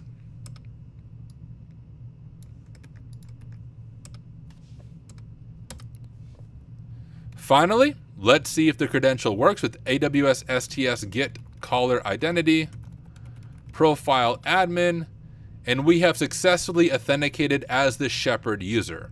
Now, if we refer back to the CloudGoat scenario, we started the scenario way back in the Lambda module, but this is the scenario page, and there is a final goal.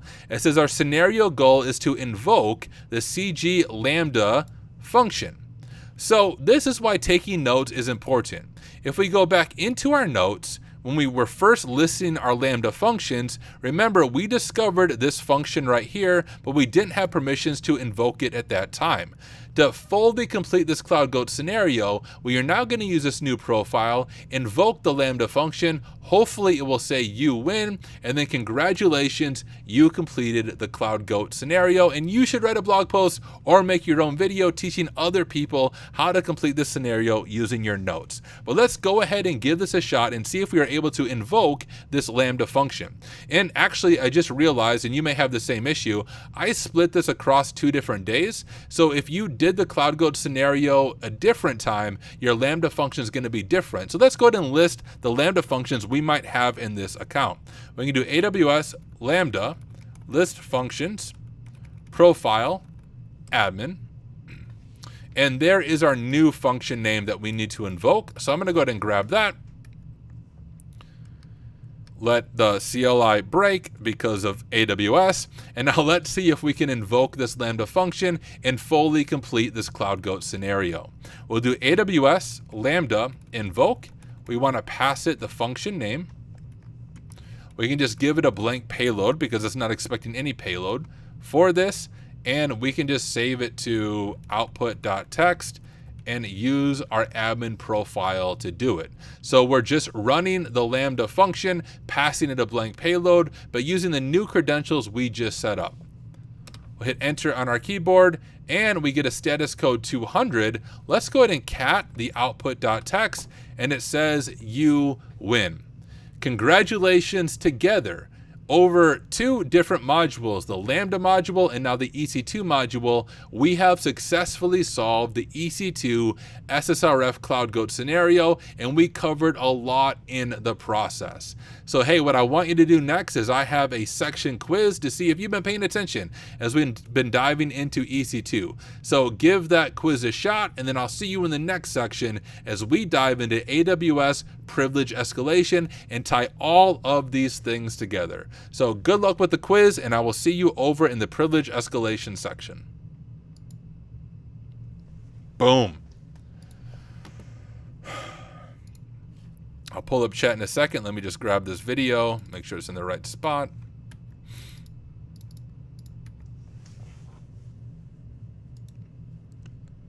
Rename.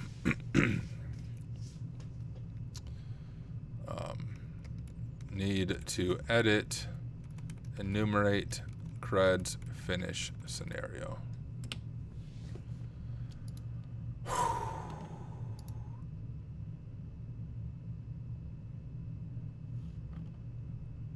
One sec, let me get the time. Okay, I'll see what the time is too. It says 8 minutes 40 seconds. Well, beautiful. Guys, we did it. I've lost my voice. I don't know if you hear the raspiness of my voice. And I'm at 3 hours of live streaming, talking nonstop. You doing Azure one anytime soon or AWS based? I might do an Azure one in 2026. I have other courses planned for this year. All right, guys, final thing. Let's see how you do on the quiz. Let me... Geez, I really am losing my voice. This is rough.